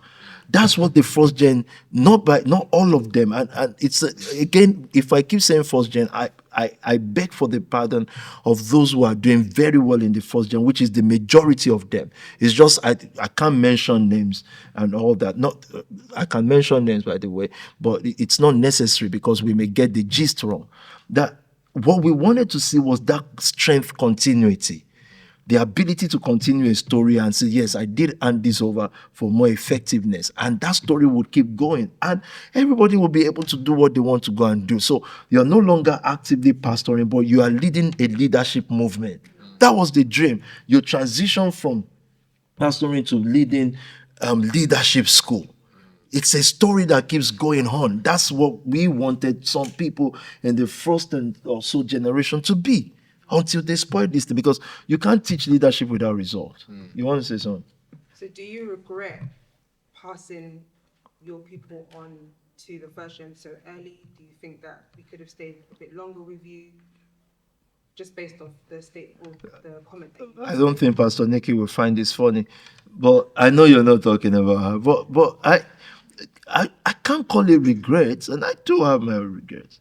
But I can't call that regret particularly, because if not for that, how exactly would I have known? What I'm finding out now is that the people, and I keep saying this, the people who were not prominent major figureheads as family heads, they are more leaders than those who were prominent major figurehead. I was still telling one that turned 40 the other day, you've always been the leader. It may be more quiet, from a lead, color dip to be precise, maybe more quiet, maybe more, but now it will be more effective now than if he had been in that prominent, visible role years ago. But the things that we now know, how would I have known? I wouldn't have known if we didn't try something. We just tried something. And this was not the first time that I, in quote, passed my people on. But by passing my people on, you have to understand and appreciate the fact that I was still there daily. I wanted the leaders to learn by their own mistake. When we were in Lancaster House, we literally wrote the name of people in the church, because you see, these pastors, then they'll feel Pete is not doing it the best. I say, okay, no problem. Pastor Patience, you take this number of people. The first day, this pastor, she's one of the best holiness preacher. The first day one person lived in her house, the way they fought, and what happened? She left the rice cooker on. The young person living, she just left the rice cooker on, and the water was spreading through our gas plate. She was not going to have this thing ever. Meanwhile, our own child had been in prison for drug pushing or drug-related offense for years, and she came to me and she's begging, she's doing everything to make sure, and that boy can't do no wrong. How can we claim to love God? The young lady who left rice stuff on. How are you saying we're all children of God? And you can't, yes, you can fight young ladies for being careful. Jesus, sir, no, nobody can leave. I had to take the bag of the lady. And then that was the end. And I saw that thing crash. Then, that was years ago. And I said, but should you not have learned from that? No, this is a young crop. If that pastor did that to that lady and others and crashed the system I was trying to do, I would think she built her own house, she built her life, she had grown kids. Hey, nobody had any mansion house. Nobody had nothing. So nobody can sit with someone and say, oh, this happened to me, I'm in debt of this. Oh, sorry, the debt, the mansion you were living in, is your dad that handed it over to you? I don't understand. That sports car, what happened? It was part of your inheritance. Stop lying to yourselves. We all built from beginning, so I would understand that we can all sustain that. And they were not bad leaders, so that people don't misunderstand them. No, bad person. They may not be best leaders, but not bad persons. No, I can't say this person is a bad person or that person is a bad person. All I know is that there was no skill and patience enough and faith enough to finish what was started. But I wouldn't have known how to now do it better. We're now seeing leaders come out that can actually lead people. But they were leaders that the first encode gen would have laughed at. We'll laugh at Enrique now. Let's not lie to ourselves. What's this guy? What's this guy? These little guys. But again, you ask that leader, where did you find that from? Because you've never found that from me. You've seen me with utmost respect to people. That's how we build people. But now, whereas I would think, okay, that's this person's attitude, that leader's attitude. They will change, they will grow. To now realize, no, they won't. It will just become subtle and evolve into something else. Then I've learned. So next time I know, Alex, with this attitude, no, you have to lead this way, not that way. I have to protect you. We will have more constructive but very brutal conversations. So practically, what do you know? What do you know what to accept from your leader? and what do you know when to just park things to the side? Yeah, like filter out what they're saying. Yeah. What does that mean though? Like, Yeah. yeah. Okay, let me break it down. So, in terms of if your leader's giving you not necessarily an instruction, but if your leader has said something to you, and it's in line with what you've said, sir, and you take that on, what do you know? How do you know when to filter out what isn't what you have said? But you hear me though. You hear what I've said, and sometimes it doesn't matter who is saying some things.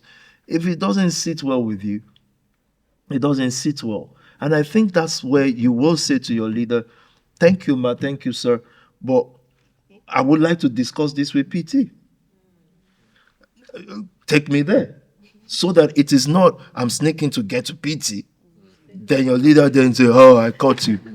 And say, what are you doing in HQ?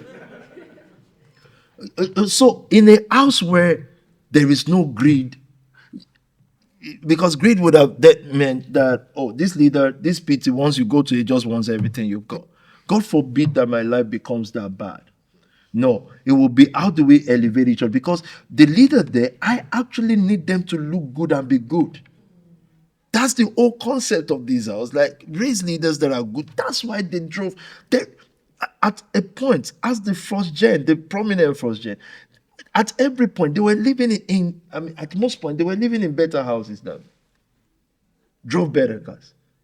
And I never for once complained. I got into whatever I had. Until one day, one of them said, God forbid in my life that I'll drive a better car than you. That's their own devotion. And I respect that. It comes from a good place. So I said all that to say that a person will be the one to say, can we just escalate this to PT? Let's go see him. Even if it's in 6 months' time, let's go see him. And the leader have to be confident enough to know that PT is not going to make them look bad. I'm just going to share my own opinion because I'm thinking, you see, you and your leader, yes, they are just put in charge for now. They are leaders too. You guys drive, you walk the same way. It is just that God has put it in your heart to continue to endorse and work with whoever PT is saying that's the leader right now. That's a blessing. Only God can put that in your heart. But when we need more understanding, which the leader also needs, if something don't sit right, going to go ask. And I'll give my candid opinion, and everybody will prosper, plus the leader. Do you think female leaders are stronger than the males currently? Currently or in life? Both. There are men that are women, and there are women that are men. That's what I'm going to say. And I've discovered that. Forget the people that you did not meet here. I've seen that in the people you met here. They're just in court. If women gender is supposed to say, oh, weaker than men, then they are weaker. But I've also seen women that are very, very strong-hearted. Most of your female leaders right now, they are exemplary leaders. I can't lie on that. Do you understand what it means to run 2 businesses? One business. I think I sent a video. Maybe Dr. Eugene will look for this video and of when you start business. There's a guy riding a bicycle. If you remember that video, it said, me when I think of starting the business to when I started the business. So when he started the business, the bicycle was smooth. But he said when real business now, the bicycle just headed into a bush and everything scattered. What it means to run a business and run a house of people that you don't tell, bring this for me, bring that for me. It's a law. What it means to be in certain corporate circle. The story looks like, oh, has worked this, that. The work put in is unbelievable, which leadership then means you'll never know because she's not living with 10 people that she will say, bring me water, bring me food. Yes, ma, yes, sir, our preacher. No, it's a lot of work that you may never know in this world. All you will know is the blessings and core of it. And in these female leaders, I've seen continuity. Many others. Pastor Ebon is here. I've seen continuity for years. That's a strong mind. I just told you, cowards walk away. It's not. Let's not be lying to ourselves. I'm seeing stabilities like Pastor Heaven, and many more. So how do I then balance strength, continuity, relevance? Till today, if Pastor Heaven walks away, I know I'll have a meeting with her and say, "Don't do that," because she's needed for the next gen. I'm telling you now, so that, and this is not anger with anybody. Why would I be angry? God gave me the world, gave me the globe to say, look, but you have to sacrifice for your people. Why would I reject the globe? For who? So I'm saying this based on fact, that some of this, what we call male leaders, I'll ask, what would I do with this person? We'll just be doing carry along meeting. You know, carry along meeting. Once you are saying to someone, carry me along, that means the person has to carry you. You're going to be a person who needs you, will carry you, you will be there. So I'm just saying that it can't be a blanket talk. There are strong male leaders. What would you say about, and we can misplace strong for known. Many quiet leaders that are strong. And so that's why I cannot say male leaders right now. No, there are people like Pastor Kola, they are strong in the field that they occupy. Way stronger than most families you've had. Because they just led a structured life by themselves. No matter what the pressure was to be like a nation, they didn't give less. They didn't give less, but they lived a structured life which becomes useful in time. And some also are so strong that they lived a non-structured life still. They passed the sounds of this word and all this. They had to live the life they had to live. All of these things come together and form a nation. So I think equally they are all strong right now. But I told the men in the men's night the other day, I'll just reveal one of the secrets of the men's night. I said, women give, men fight. That's a long statement to unravel. I'll unravel it in the next podcast. After, if Enrique gives me 100K for another, for the renewal of second gen conversation, I swear this conversation will never have happened. I'll just say, yeah. They should go and do churches. That's a joke, by the way. I did want to continue on the topic of female leadership. So, Yes. Of course, growing as a female leader, there's always difficulties with female leadership in the sense of like there's the battle of like balancing authority and likability. Because, for example, if you're leading a business, you've got to be authoritative, but if you're leading maybe other females and things like that, it can often come across as maybe other emotions when it's really just there's a thing to get done. Let's get it done. Yeah. So how do you actually like push people to hit targets and hit certain things on their head without going into that thing of, oh, it's emotion, because it can often get mixed up when it's not really emotion. It's just, I need to get this done, sort of thing. I think, but on all sides, and it took me many years to appreciate this. On all sides, it's very difficult to be a woman. Let's not deceive ourselves. Very, very difficult. I now know why we do women march and all that. Lately, it's awareness, because innocently a man may not be aware that you see this woman is stronger than this guy. By default and social construct, you're just going to pick the man to lead it. So it's already disadvantageous to them. We didn't know.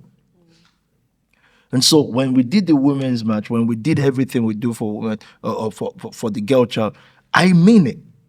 And I'm meaning it from a position of humility, which is, oh gosh, now I know that subconsciously, unless it's brought to your awareness, you just naturally pick the man. That's one part. Now, to answer your question, I think women get the job done. Let's use the word faster. I remember, and Pastor Sam will remember this, we were trying to do something with his brothers then, and it was delaying years ago, Lancaster House. I just brought Alicia in. I just thought, you know what?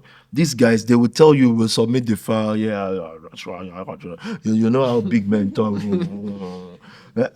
Then I just thought at least, and the work was finished. I hope she's still that strong. I'm not saying she is, I don't know. But the work got done when it needed to be done. And fast forward years after, the work, of course, still gets done. But I had the opportunity to mingle with both worlds. And I would say to a woman leader like yourself, because I hear what you're doing in accounting and it's strong, balance, learn the calmness of a Pastor Lucy to get things done, the strictness of a Pastor Nikki, the force of a Pastor Miriam. Those things, instead of women hating themselves, those things you learn from everyone. Then you balance strength, force, and calmness. Then you're going to be the woman you need to be. You'll still get things done. Because who knew that elite will survive? It was just, a woman leader who just fought things through. Call her perfect or imperfect, whatever everybody's opinion is. All I'm just saying is, this person fought in the midst of very competitive brothers, and it is usually women you would think will walk away. Women don't walk away. If they actually love and believe, they actually see it through. And she will keep getting results. Way more than some of the men have known. Way more. And so you realize that our own result is by ourselves. It's not based on our gender. Whereas I can say, you see these guys real, it's based on gender. Even women will want to follow a man because they lack fathers and good boyfriend or woman friend or whatever. So instinctively, it is there. This one that I know women just would hate themselves originally, normally. It's our own result, so to speak, of course, with a lot of endorsement and God's calling, of course. So I think it's about a woman who wants to get somewhere and who has the patience to learn and the humility to know when they don't have something, they can get it from another woman. I've just seen, and I can't even lie on this, I've just seen exemplary women leadership. And I've now realized that over the years, they were not that empowered, but also that's a blessing because they had to prove themselves. Whereas even the church system will not allow them to prove themselves because we all just didn't think about it. And we are sorry for that though. But we just didn't think about it. You'll just be naturally closer to a man. And you will pull a man up more than a woman, naturally. So when the world was doing it, we're shouting at them, we then realized we're not aware as well. We just didn't know because they can also be tricky, emotional. But like you said, it may not be emotional sometimes. It may be passion, what they need to get done. Yeah, it's back, right? Get your facts right. Yeah, it's back, right? Get your facts, right? Yeah, it's back, right? Yeah, get your facts right, it's back, right? Face the facts and the facts ain't intact. Rise the back, blow the back, rise the back. Yeah, it's mad. The vision is to make you believe that you can, cause you can if you can. Don't want no money, it's paper, I just need the access, I need that shit right now. Don't feel that you cannot do it, you can really do it, just do that shit right now. I wanna make all the millions until it's too easy and maybe they might smile. Bureau, you don't keep 100, just 50 and that's the reason that you're not. I was robbing, trapping, mobbing, stealing, doing demon shit. Thought that I was living life until I met with leadership. That nation spirit got me selfless like a lion, I'm a king. Don't know who they're playing with, not the family. Got a better chance at getting milk from pigs. I'm a national from limitless is limitless in here. I wake up, I pray to God and get straight to the money. Step in double C's, I'm clearly clean, you see me coming, nigga. Yeah, get your facts right, it's back, right? Face the facts and the facts ain't intact. Rise the back, blow the back, rise the back. Yeah, it's mad.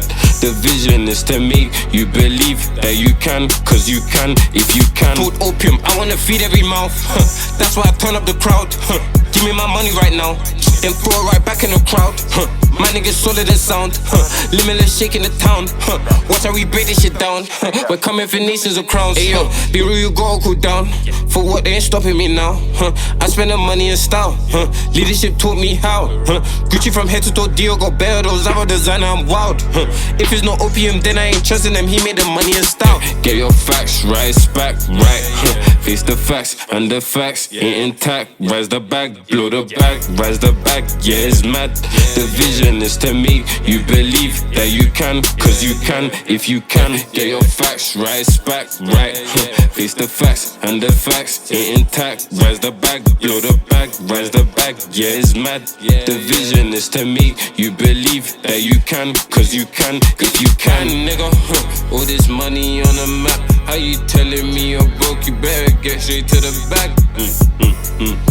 All this money on the map. How you telling me you're broke? You better get straight to the bag, nigga. Nigga.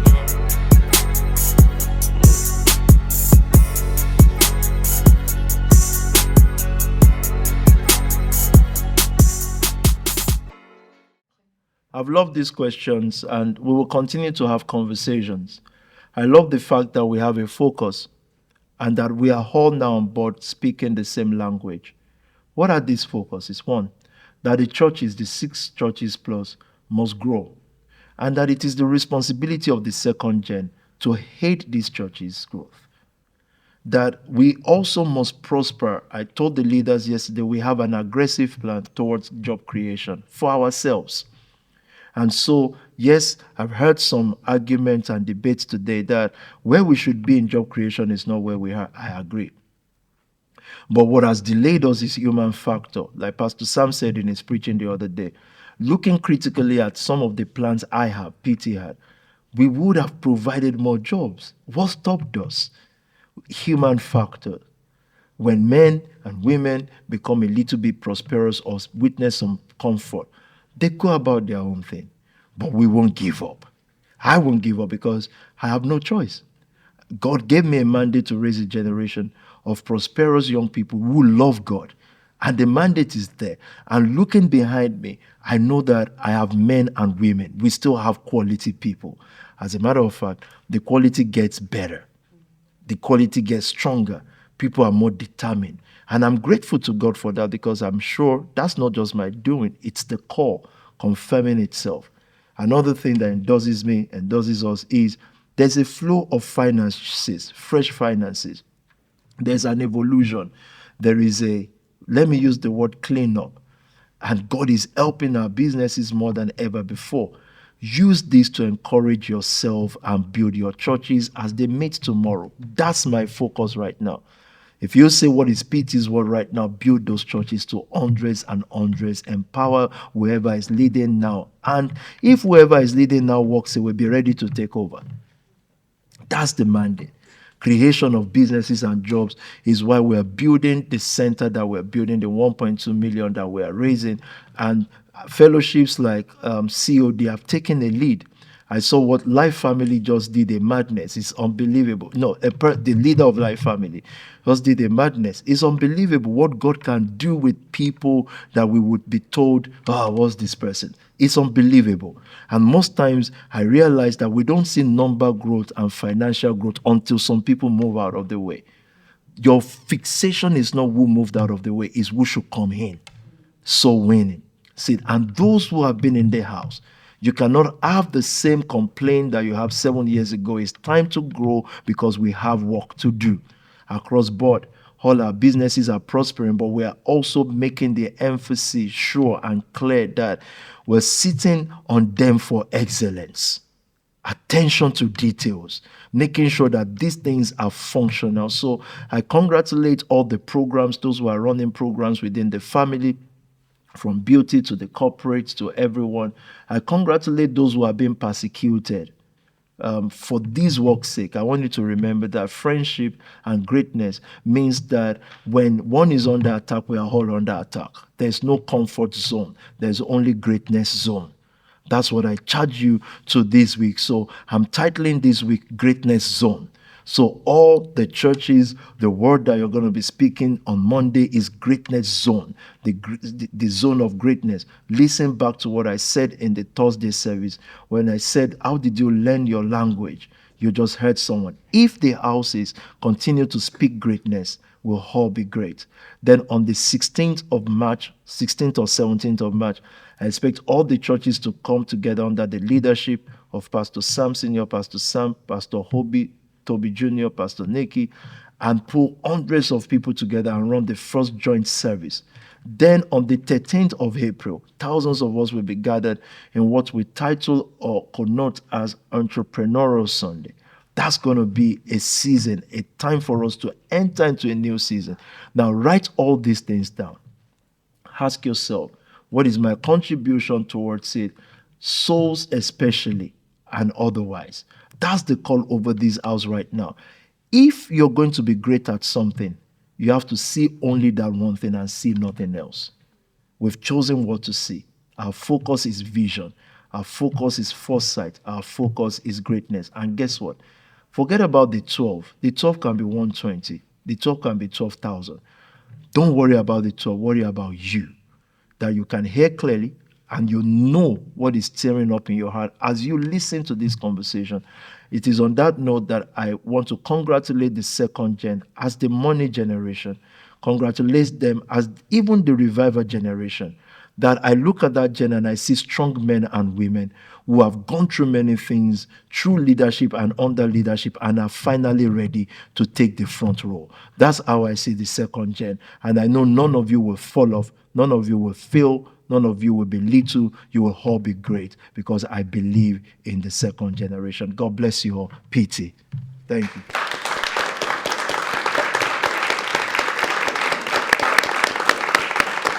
Hi, Romelo. Hello, sir. Take us away, only for the nation.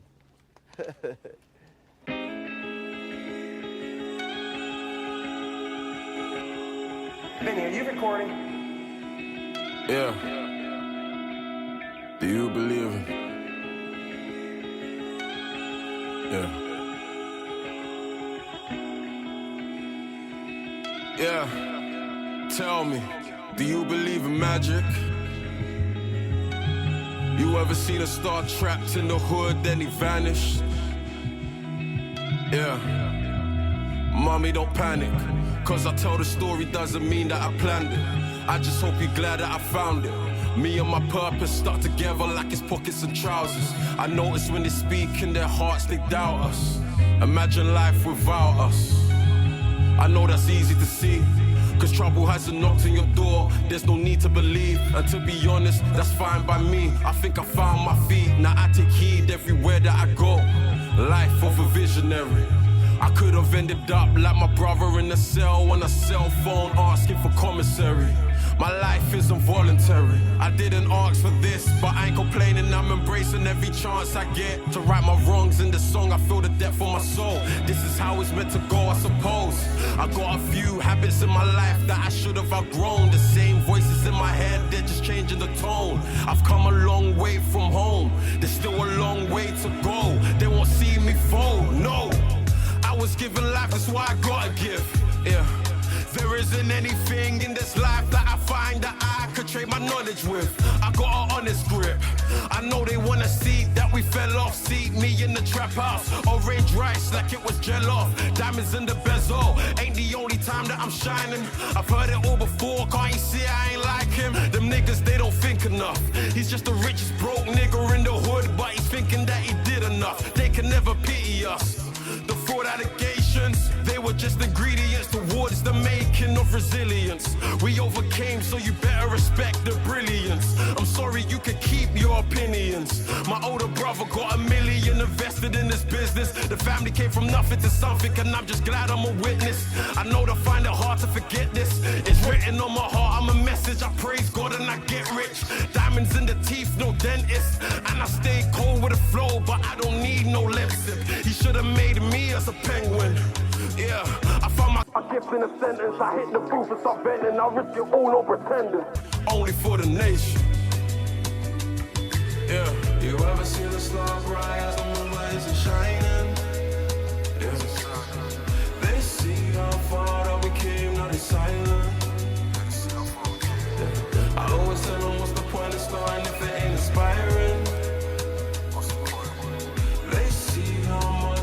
change if I win. Yeah, if I win, I promise on my life that I'm bringing them in. I've decided in my mind it ain't worth the sin. So my relationship, I'll be honest with you, babe, there ain't time for it. I can't afford a setback. I know her instant reaction will be emotional chatting, but I know inside her heart she'll respect that. I know she gets that. I'm on a different mission. I hear my leader speak and I'm here to fulfill the vision. I don't need an optician. I'm seeing clearly, please don't let them near me. All that talking that they're saying, I don't hear it really. I keep myself to myself, I compete with the world. I came back when I failed, I got a lion's heart, can you tell? I was born different, I was destined for the wealth. I'm feeling very compelled to get my brothers out of hood and face a different struggle. We run the race of life, but some niggas, they pull the muscle. Yeah, tell me why'd you think I'll stay the same? I treat my problems like I'm getting tightened up because I face the pain. Yeah, my life's changed for the better. I know you ain't happy, don't try be clever. The only time that I'm under the weather is when I'm in some drip, and I risk it all, I ain't scared of shit. Only for the nation.